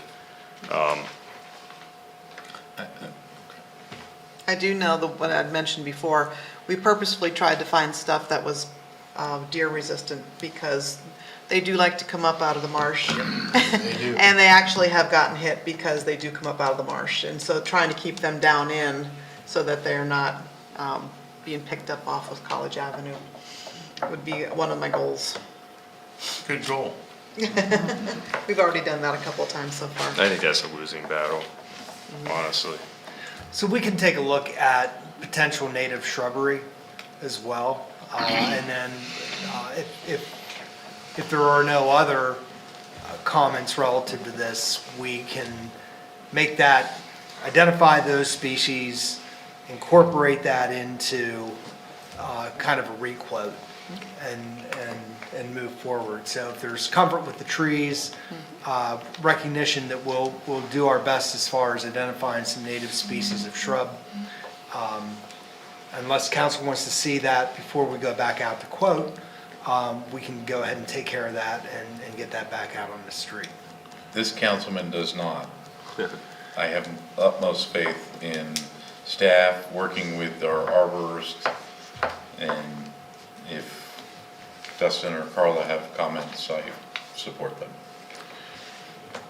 Yeah, I mean, it was a fun diversion to go look at the colors of all these trees. I'm not an arborist, nor do I know much, but I do think that there's some opportunities to make it a colorful and really attractive, feature that we don't have now. And I think it would complement, the sign and, the sculpture there and all of that. So, I think if we can get some diversity and color in the trees, I'd be all for that, however we do that. I don't have the artistic touch nor the arborist touch, so I would defer. The big thing that I liked hearing was that we're staying away from the power lines or below the power lines. That is such a pet peeve, seeing the V trees, because they were planted right underneath of a utility lines. But Eric, did you have any thoughts, comments? My thoughts and comments were exactly what you said, Rich. Okay, very good, thank you. Does staff have enough? Yes? Thank you. Excellent, thank you. Thanks. OB2, wildlife corridors, Mr. Brumbaugh. Yes, this topic was discussed at the last meeting. There was some additional information that was requested. I did a quick search online at Penn Environment to try to identify the specific initiative that dealt with these wildlife corridors. Buried on the Penn Environment page, I did find out what the original letter was referring to. That had to do with a resolution that had been introduced to the Pennsylvania General Assembly earlier this year, where there was a request for the Budget and Finance Committee of the General Assembly to conduct a study of wildlife corridors in Pennsylvania. And I attached a brief synopsis of that particular resolution and what the intent was there. So the request back to staff last meeting was to try to identify what this was about, so that council could have a more thorough discussion and make a determination about whether or not they wish to write to Penn Environment in support of that initiative, which really amounts to support for that General Assembly resolution. Okay. Eric, thoughts? Any? Okay. Paul? No, I wasn't aware of this, but reading through the resolution, it has bipartisan support. It seems to me to be a very reasonable request. I would be in support of writing a letter. Supporting the support? Supporting the support of Okay. the resolution. Dustin? Yeah, I'm in support of it too, but you're just supporting, again, you're supporting the budgeting of it, right? That's it, right? The approval of the resolution, which then urges the Budget and Finance Committee to undertake this study. Okay, yeah. Anytime we can support anything bipartisan. It's a good day, right? Yeah. Okay. All right. You got enough there? I did, Manager? thank you. Okay. OB3, Millbrook Marsh Nature Center Path Extension Width, Mr. Folsom. Thank you, Rich. Basically, you remember, back in January of 2022, council approved the Millbrook Marsh Nature Center Land Development Plan. And as part of the review process, were required to put a sidewalk along Puddintown Road. And they were able to show that was physically not feasible because of a bridge abutment for one thing and some slopes in that area. So they had asked to look for council to allow us to look at an alternate route. And they came up with an alternate route, which actually staff was very happy with. You can see here. But in order to approve that, it had to be approved as a waiver. Council approved that waiver. One of the conditions was that it would be a 5-foot path and it would be a hard surface. And they were proposing bituminous for the surface. And council also asked that when they bid this project out, they do an alternate bid for an additional 3-foot, making an 8-foot shared use path. Well, back in August, Pam Solikongas, Director of Parks and Rec, notified me that they had actually done that, they had bid it out. And the one thing though was for the 5-foot wide portion, that was part of a lump sum bid, which included several items. And the cost on that was $1.6 million. So you really couldn't tell what the cost of that 5-foot wide path is because it's part of a lump sum. But the bid alternate for the 3-foot widening came in at $105,000, roughly $106,000, which is $110 a linear foot. And one of the things I looked at, that number jumped out at me as like, that's a lot. And $110 a linear foot comes to $330 a square yard. And looking at that now, I should point out at this point that that path is 4 inches of bituminous, a wearing surface, 4 inches of stone, and then just compacted base. So I was wondering, why did that come in so much higher than I would have anticipated? My guess would be, even with today's numbers, 150 to 175 a square yard. And so I pulled up their drawing that showed the bid for the alternate. And in addition to the path, it shows the extent of cut and fill that's required.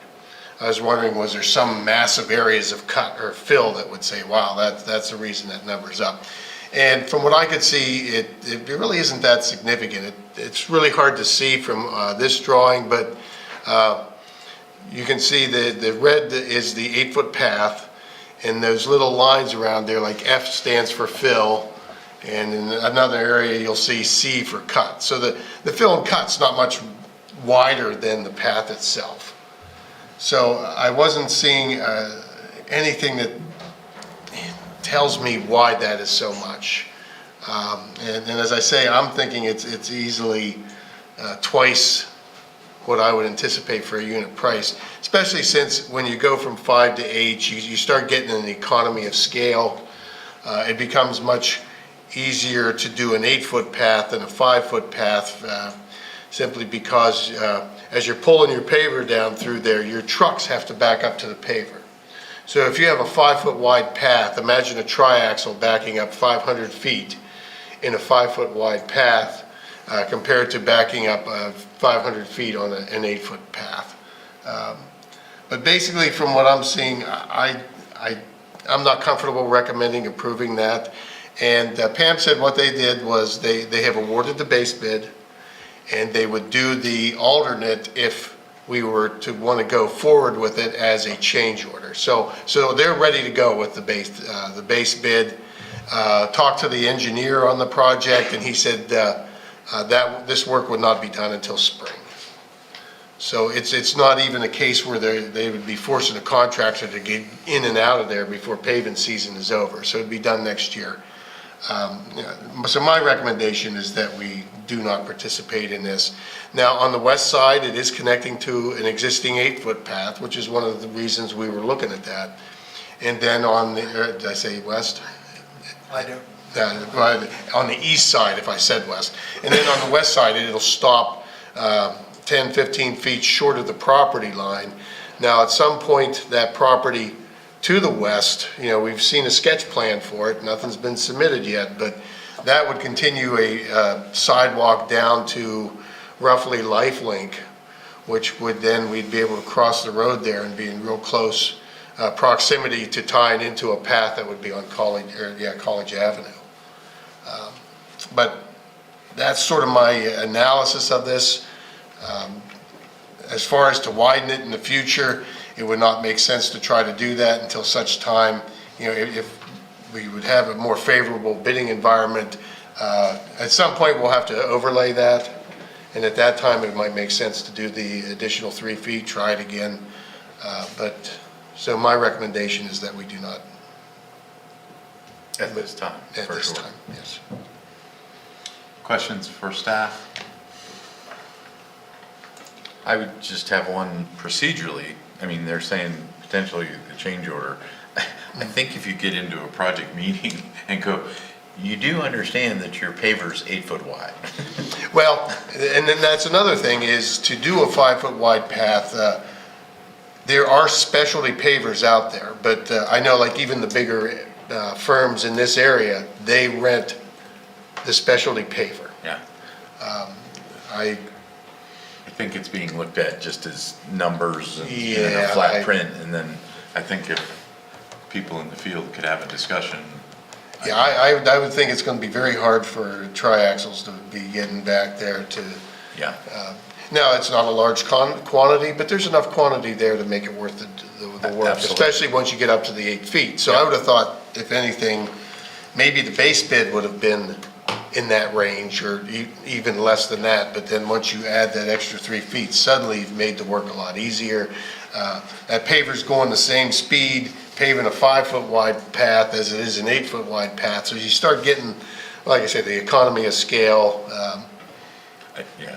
I just think a rational minds conversation at some point before it actually gets done might result in a better discussion. Paul?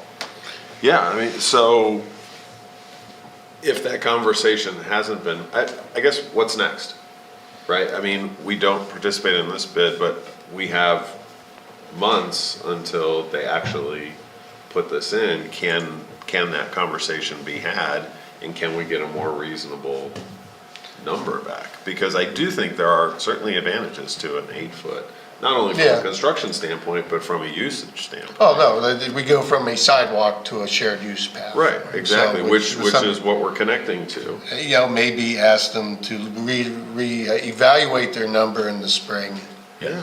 I, Yes, they're already got Yep. they're already mobilized, And I think that gives us the opening, the opportunity to Yeah. have that reasonable conversation. Because if the number is more reasonable, I think an 8-foot wide path is. yeah, much maybe the preferable. contractor thought that that was a slam dunk and he was gonna make a lot of money on it, but now knowing that that might not happen, he could maybe. it's an incremental cost at that Yeah, point. yeah. Yeah. So confirming this is an authority project or a COG Parks project? Well, Whose project is this? this is in conjunction with the Spring Creek Education Center. No, I understand that, but So- whose project is it? Is the authority the beneficial owner that is the signatory on the contracts? I think it is.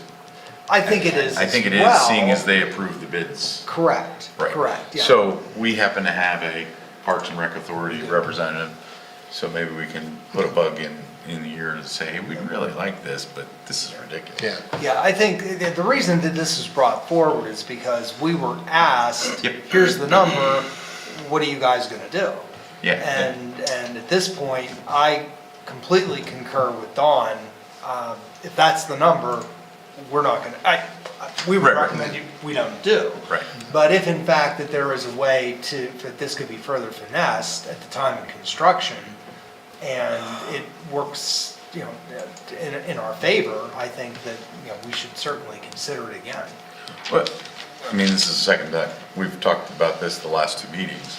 The number was so absurd, we had to be missing something. And so that's why I came back today. It's still absurd. And so, staff is making the recommendation. I know I personally support it, but with the caveat that let's keep talking, because hopefully it becomes less absurd. Eric, you concur? Yeah, I support exactly what you said, because if we just drop it, we worked too hard on this. And I think Don pointed out that the way it's written right now, I think one of 3 things happened. Either they thought, oh, this is an easy way to pad the job, or, I hope this isn't the case, someone didn't want to do it in the first place, so they wrote that number in there to discourage us from wanting to do it. Or thirdly, they're just really, really bad at math. So I think we owe it to our previous efforts to revisit this thing try to find out what the issue was and see if we can somehow get this thing in at a reasonable cost. Great. Dustin? I concur, yeah. Okay. Staff have enough? I Excellent. think so. Thank you. MB1, Spin e-bike program. Mike? Yes, as you recall, as the memo stated back into 2021 last year, Penn State Transportation Services collaborated with the borough as well as SPIN, which is a San Francisco-based micro-mobility unit of Tier Mobility, to offer their new bike share program. At the time, the footprint service area was the University Park campus and the borough. Subsequently, earlier this year, the program area has been expanded into both Patton and Ferguson Townships.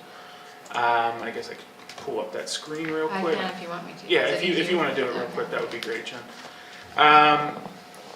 Last month, had a discussion, the second paragraph is a little misleading, so I wanted to clarify.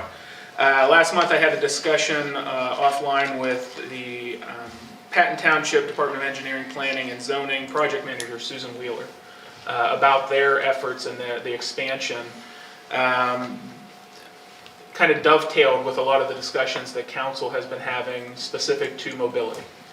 And to Susan Wheeler's credit, she connected the dots for me and connected me with Cecily Zhu, who I will introduce briefly. Cecily is on Zoom here tonight and is here to help contribute to this discussion. Cecily is Penn State's Sustainable Transportation Program Manager.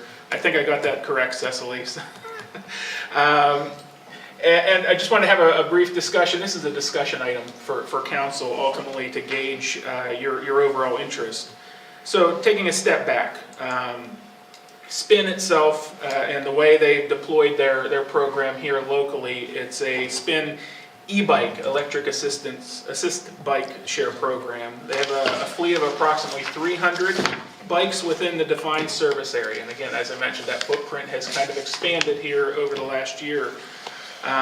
What they do is they have parking locations established all throughout that footprint with the goal of providing community members with convenient access to e-bike. Again, another mobility option in the toolbox. Those e-bikes can be used beyond that service area but have to be returned back to that service area. What's nice with the way the program is set up is that a lot of it's app-based. So the photo that you see up there with the service area currently was pulled directly from the SPIN app that I have on my cell phone. It kind of shows the user at a glance the locations, the parking locations, the service area, the no-ride zones, as well as this one shows some availability as well. In terms of the way the program works, SPIN e-bike users must be 18 years old. They must obey local traffic laws as well as the laws and regulations on campus. Being e-bikes, they do have a maximum electric assist speed of 20 miles per hour.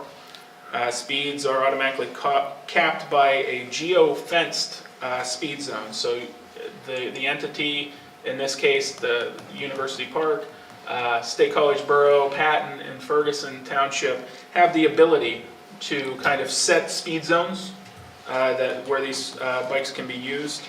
And as I noted, speeds on campus are actually restricted to 15 miles an hour. So if you're riding an e-bike at 20 miles an hour and you hit the limits of campus, you basically got a governor on you. And as also mentioned, the no-ride and parking zones are similarly geo-referenced. I've included their rental fee model, that's current rental model here within the footprint. The way the service area currently works is Penn State is subsidizing the current program. So there would be no, if there was an interest among council to expand the footprint into College Township, there would be no initial cost to College Township to accommodate that expansion. However, I would note that when we start thinking about parking locations, if you want to have that discussion, there may be the need to acquire some bike racks to accommodate that. Really where the discussion goes tonight is a gauge of your interest. If there is interest ultimately in moving forward, a couple of steps would need to happen. One, we would have to start a discussion on an agreement with SPIN. primarily that's around liability concerns. And it also provides a pathway for the township if you see success with this program and want to expand it. It gives you that pathway to fund additional bikes and expand your deployment area. Beyond that, there would also need to be a discussion locally about establishing that geofencing area, identifying the GPS coordinates of the service area, your no-ride zone, your speed limited zones, and your parking locations. So again, this was brought to you tonight for more of a discussion item, and with that I want to stop and again kind of reintroduce Cecily and offer her the opportunity if she would like to expound on Penn State's program and how it kind of fits into an expansion into the municipality. So Cecily, I'll turn the floor over to you.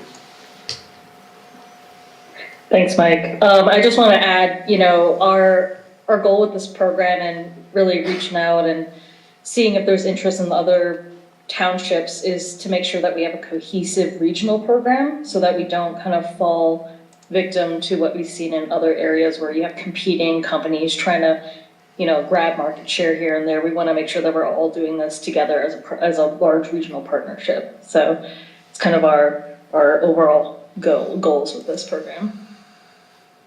And I'm happy to answer any questions. I have a lot to talk about with spin, but it's better if you ask me questions to help guide the conversation. I do have a question for her specifically. Ask it now. Please. Hi, Cecily. So can you explain when it says Penn State's subsidizing it to me a little bit? Because I'm having a hard time understanding how a private corporation is being paid to come here to make money from bikes that people are renting and paying to use. Yeah, so the subsidy that we pay Spin, so Spin itself they started off as a bike share company. So like this was back in the day when it was just like pedal bikes, no electric assist, nothing. Then they switched to electric scooters, and that's most of their kind of market footprint right now when you look at their established cities and whatnot. And then with our market, we specifically wanted electric bikes because they no longer offered pedal bikes because we wanted something that was active transportation where someone actually had to do something like pedal to get the bikes moving. The thing with, I guess, their models between their e-scooter programs versus their e-bike programs is kind of the margin, I guess, that they can make off of use per device. So with e-scooters, there's a lot less maintenance. There's a lower initial cost to produce an e-scooter compared to e-bikes and the maintenance kind of surrounded with that. So because we wanted electric bicycles and because the state doesn't allow for electric scooters on roadways at this time, the pricing model that they provided for us was, we selected them for a reason, through an RFP process compared to the other vendors out there that also offered e-bike only systems. Theirs was the most affordable, and it wasn't abnormal compared to other structures, if that makes sense. So what exactly is the subsidy? Are you subsidizing the rate to make a rate reduction? So if I'm Spin and I'm a private company, right? And I want to market here and Penn State says, hey, come, we want to invite you over here, but we're going to subsidize you so you can charge a lower rate. Is that what's going on here? That's what I'm trying to get to. Yeah, so if we weren't subsidizing their program, they wouldn't even be operating here. I think the rates that they would have to charge users in order to cover their costs and make, enough of a profit to justify operating here would not be feasible for them to operate here in terms of an e-bike only system, if that makes sense. So the subsidy allows for them to be here and also keeps the costs within a reasonable range for users. So it's a flat rate, the subsidy. It's a contractual flat rate. Okay, we can speak about this some more, but yeah, I'd just like some more information about the overall contract, but just some background information from the overall contract with Penn State. Okay. And again, if the township had any interest in this, this would be, there would be no cost to College Township, just like with State College Borough, Patton, and Ferguson. Again, if you wanted to add more bikes into the system, that's fine. There's also no pressure if the township doesn't want to participate. There's no pressure in, signing up for it. I have a few more questions, but we can go around for other folks for now. Okay. Actually, yeah, I do have a quick question. And let me start by saying, I'm downtown a lot. These are massively popular. There are people on these all the time. I think this fits perfectly with our pedestrian facilities master plan. I think it works really well. I do have some concerns though, and maybe you can help me understand this geofencing. And let me give you a specific reason. At the corner of University and Walnut Springs, there are always spin bikes sitting at the edge of Walnut Springs Park. We do not want anyone riding their bike through Walnut Springs Park because it's not allowed.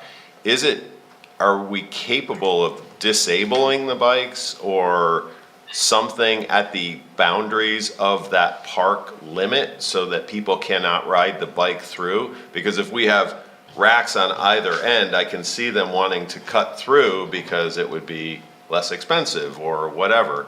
Are we creating a problem by expanding on the other side of Walnut Springs Park and Thompson Woods? You can definitely put a no-ride zone, just overlay it, trace Walnut Springs Park. And then, so if they enter that geofence zone, the bike will beep, it won't like throw the user off, because of liability and safety concerns, but it will turn off the electric assist. And the bikes are very heavy and without that electric assist, and also with the constant beeping and the app notifications, it'll let them know, hey, you're in an unauthorized area.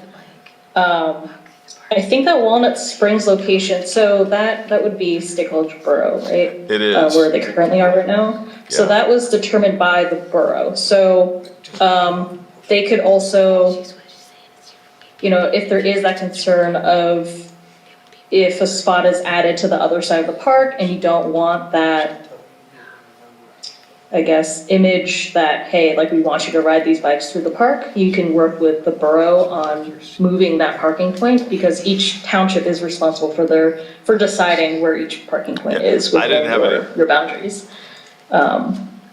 But yeah, in terms of the geofencing, Spin can just trace the outline of Walnut Springs Park to make it a no-ride zone. We have no-ride zones on campus, like in the parking garages and stuff, so, and they work, so.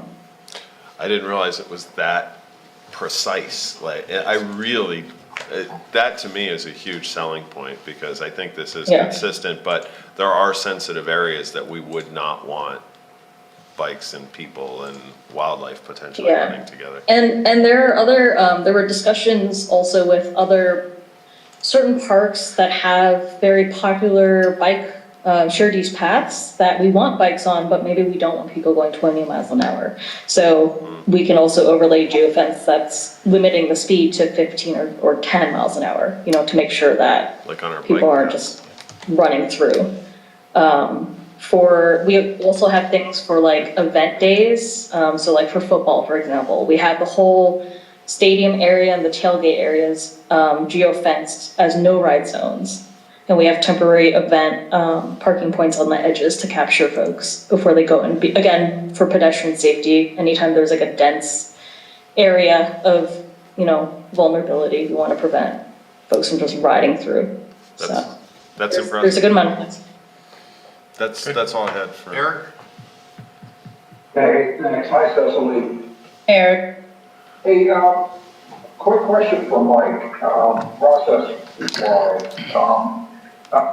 The items that you noted for tonight's discussion, I read in the packet that should we support this, those would actually be questions we would ask Park and Rec to answer. Did I read that correctly as far as suggested locations, geofencing and that? Yeah. Today we're just talking big picture. Is this something we want to forward on and let them look at this and provide their recommendation, correct? Yeah, exactly right, Eric. What tonight's discussion was about was to gauge whether or not council even had an interest in entertaining this discussion. And then if in fact there was interest amongst council, it's kind of a two-step process. One is to work with SPIN as well as our township solicitor on an agreement to, one, protect both parties in terms of liability and also set those mechanisms in place about expansion of the program if it is in fact successful. And then the second part was exactly what you said.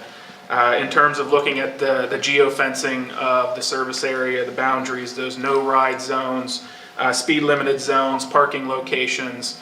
It seemed like it would be a natural fit to remand that to our Parks and Rec Committee for more of a detailed discussion. Okay, good. Then a couple of questions for Cecily. I'm interested. I just spent a week in Fayetteville, University of Arkansas, and SPIN was all over their campus and downtown. So they're big players in the market. But Cecily, I thought I heard you say, or maybe I misinterpreted you, that SPIN is beginning to focus more on scooters and less on e-bikes. Did I hear that correctly? Sorry. So they started with pedal bikes, and then they evolved into e-scooters because that's the way the market micromobility market kind of went.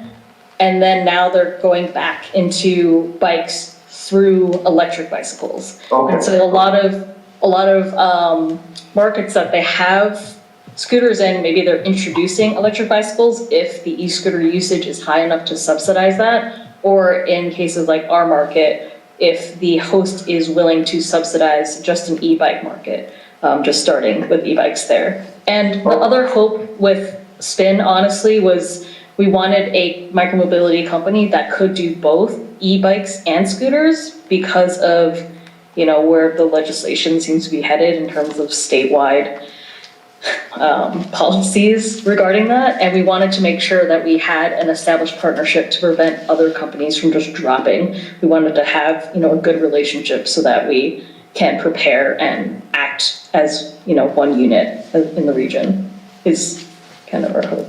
Yeah, I understand that, particularly as I think I know what Penn State's position is on scooters, so that seems to be a very smart move on your part. Then a couple of specific questions.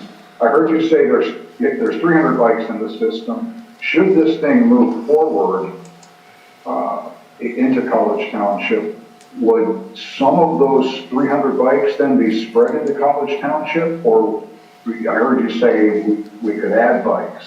Does that mean moving some of those to College Township, or you would ask SPIN to ramp up the inventory of bikes in the region? Great question. So the 300 bikes was initially proposed by SPIN for the market size of Penn State University Park and State College of Borough. With the expansion into Patton Township and Ferguson Township, SPIN actually added additional bikes at no extra charge, just because they want to make sure that the system kind of works at capacity. So I think it's highly unlikely that they would require the addition of more bikes at cost to anyone right now. I think they're just interested with expansion and making sure that the regional program's established. Okay, and no cost would include the additional stations, right? Or would that be a cost to someone? Yeah, so this is a little different from our program with Zagster, where they had proprietary stations. The good thing about SPIN is it's very flexible. It can use existing bike racks, or if you just have a concrete pad or piece of asphalt that you wanted to put pavement marking tape or paint down on, like just drawing a rectangle or a box, that could be geofenced in the app as a station, and the box itself is a visual aid for users to recognize it as put the bike in the box. You're good to go. We've done that on campus with a lot of success. Okay, that's great, because that dovetails nicely with my last comment, because I have seen, I frequent Sunset Park as a trailhead to the trailhead parking for the rail path, and Spin has a bike path, has a bike stand there, and it's very generic looking. So what that means is that you just provide a bike rack, if the bike itself contains everything you need to rent it and use it. Okay, that's great. I have often thought while I'm there, wow, wouldn't this be great to have at Spring Creek or any of the air parks adjacent to the extensive bike path network that we have in the township, for the same reason it works at Sunset, because I've seen families, I've seen people leave Sunset on those bikes specifically just for recreational riding on that rail bed that you can access from Sunset Park. So on a scale of 1 to 10, my interest is a 10, assuming it the concept vets positively through Park and Rec. Thanks. Thanks. Sue Smith. Thank you. Nice to see you, Cecily. Hi. As a member of the Park and Rec Committee, I just wanted to let you know that we knew about this, and we have a member who is an analyst for prices and things. So he has given us lots of information about how these corporations work and what happens. And so I think we would be very interested in having the township send it to the Parks and Rec Committee. I think we have a meeting in November.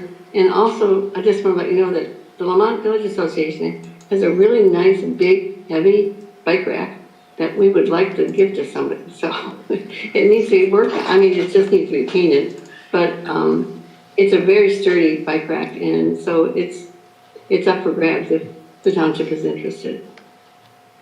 So that's just all I have. Dave Schulte was at the meeting before, but I don't know if he's still there.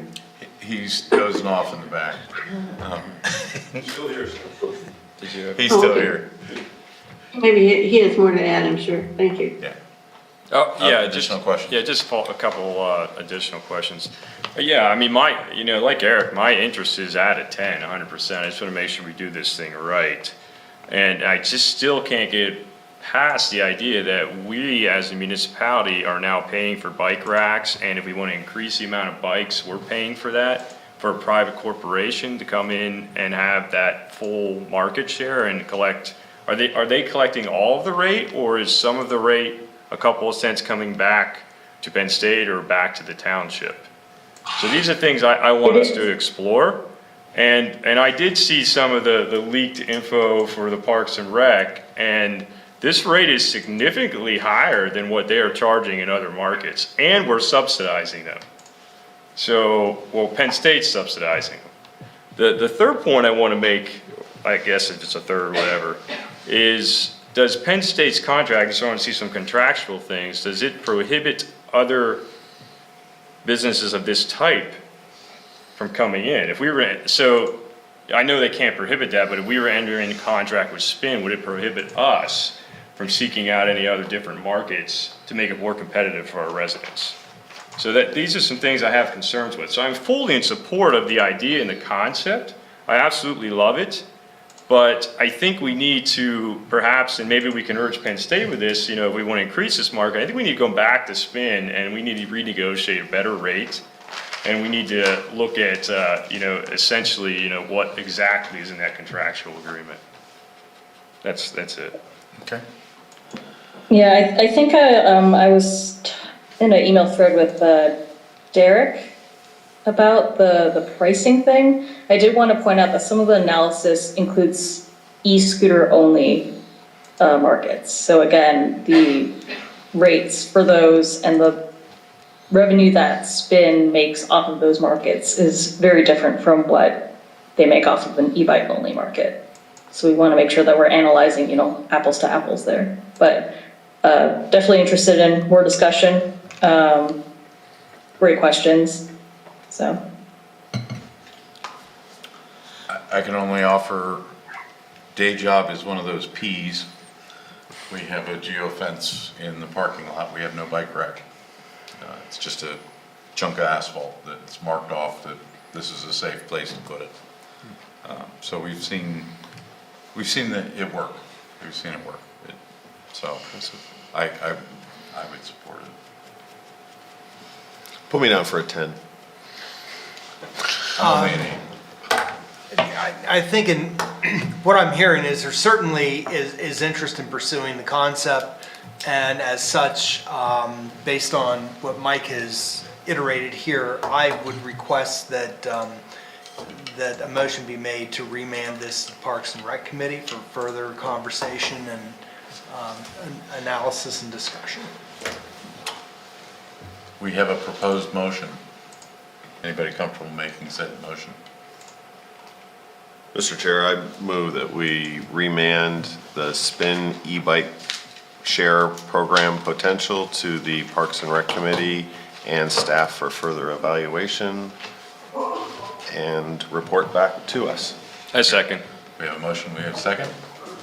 Any further discussion? Call the question. All those in favor, please say aye.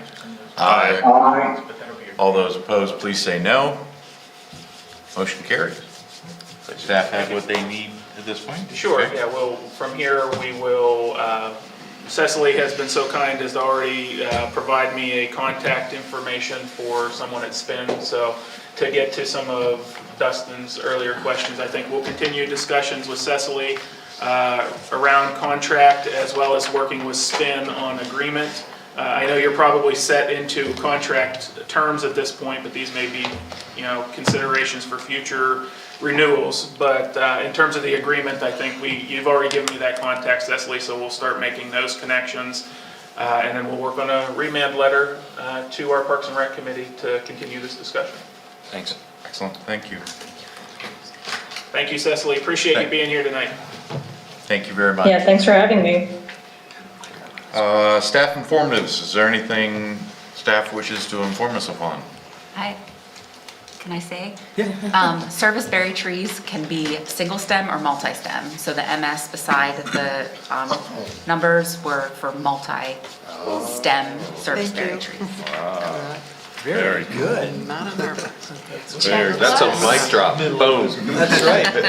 My Gold brother's star over there. Yeah. Gold star over there. right. See how that's done? And so those berries are actually edible too, They are, right? yeah. They're pretty so good. That's cool. Wow. So that was not on the staff informatives, but we have been informed by staff. Yes. I do have an informative. It's probably something I should have mentioned as part of the manager's update, but the interviews with respondents for the RFP on Dale Street on, for form-based zoning study are actually going to be taking place this Tuesday. And we have 3 interviews to conduct, and so just a reminder that that continues to move forward as well. Can I ask a question? Very interesting, notice the 10 rental housing potential violations. Is there any commentary that you can share about how those 10 locations were identified? Was that through this assessment tool that we used? It was a unique clustering too. It all seemed to be in one part of town. This was done from the information gleaned from Granicus now that we're finally up and running. With a number of properties, we're going through by neighborhoods to try and keep it controlled to both not overwhelm staff and not overwhelm code with rental inspections. And we're still learning along the way. We've been finding some little odds and ends, hitches that, it's actually beneficial for us to move through in slow pieces and go through neighborhoods, because every batch of letters, some different twist comes out that wasn't anticipated. I was gonna say, I noticed that 2 of them were not renting, but they Okay, were that's the same identified or question. flagged as. So we should be expecting 10 or a dozen of these every couple of weeks, probably. Exactly. Great. Okay. So the not renting, they reply back as saying, what do you mean I'm not renting this? We've had numerous people, we've sent out 3 batches of letters now in the 10 to 12 letters per. There were people who had signed up prior to COVID, just never pulled their listing down. And didn't even realize they were listening. We had a new homeowner who the prior owner had signed them up. We've been finding all sorts of little things. I will also add that one of the things we've been learning with the people that have been renting and trying to meet our qualifications, it's surprising the number of people who did not have proper insurance or their homeowners. There are a fair number of homeowner carriers that will not even cover short-term rentals. We've had multiple people have to change insurance carriers just to be able to get covered and be able to rent. Which is actually a benefit to them, because Well, if something and would it's a happen. benefit to the township, to the Benefit to the citizens. homeowner. It's not an issue till it's an issue, then it's too late. Right. It's a benefit to any guest that may be staying in one of Yeah, those they may not homes have as been well. aware of it until you brought it to their attention, which could have Correct. invalidated their homeowner's policy. So just for anybody, I mean, that's a benefit in my mind to the homeowner. It's been very interesting just in this last month and a half or so, navigating through it. About how many do we have?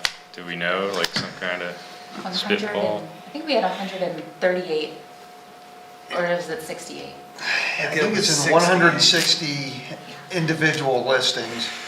And I think these are gonna weed out, I think there are a lot that were not active that are still being flagged and Yeah, the initial count is in that 160 to 180 range. It's pretty clear that a number of those are inactives or no longer intent to rent, but the listings are still being carried on various websites. And it's a process that the homeowner needs to go through to make contact with that listing service and have that listing pulled down. And usually that takes 48 to 72 hours, once that request to pull a listing down comes through. So that 160 to 180 over time is quite likely going to reduce, but to some degree. And I think we're starting to see that even now, even though we have roughly around 50-ish of our notifications out to property owners that may not already be licensed appropriately. We're starting to see that seems to be the trend that we're following. We're also getting some tips on if we do open the ordinance up again. We're getting a lot of input on how to change it to make it a little bit better for the folks who are doing this all the time, but still staying within the intent of the ordinance. Well, we had always said it was gonna be a living ordinance document. Thank you for that explanation. It jumped out at me. Yeah. Especially since it was my neighborhood. Another informative that, just so that we're aware, is because we have representation on UAJA, College Township has representation on UAJA, and the 537 plan is, all work together, but the borough and UAJA are having a little disagreement on payments for sewer service right now, and it's in arrears to the amount of over $400,000, so I suspect we're gonna see more about that in the near future.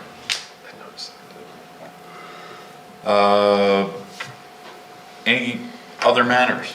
Anybody got it? Mike, please. Just to emphasize a point, on Thursday of next week, in the evening, 5 to 7 will be our open house for the pedestrian facilities master plan.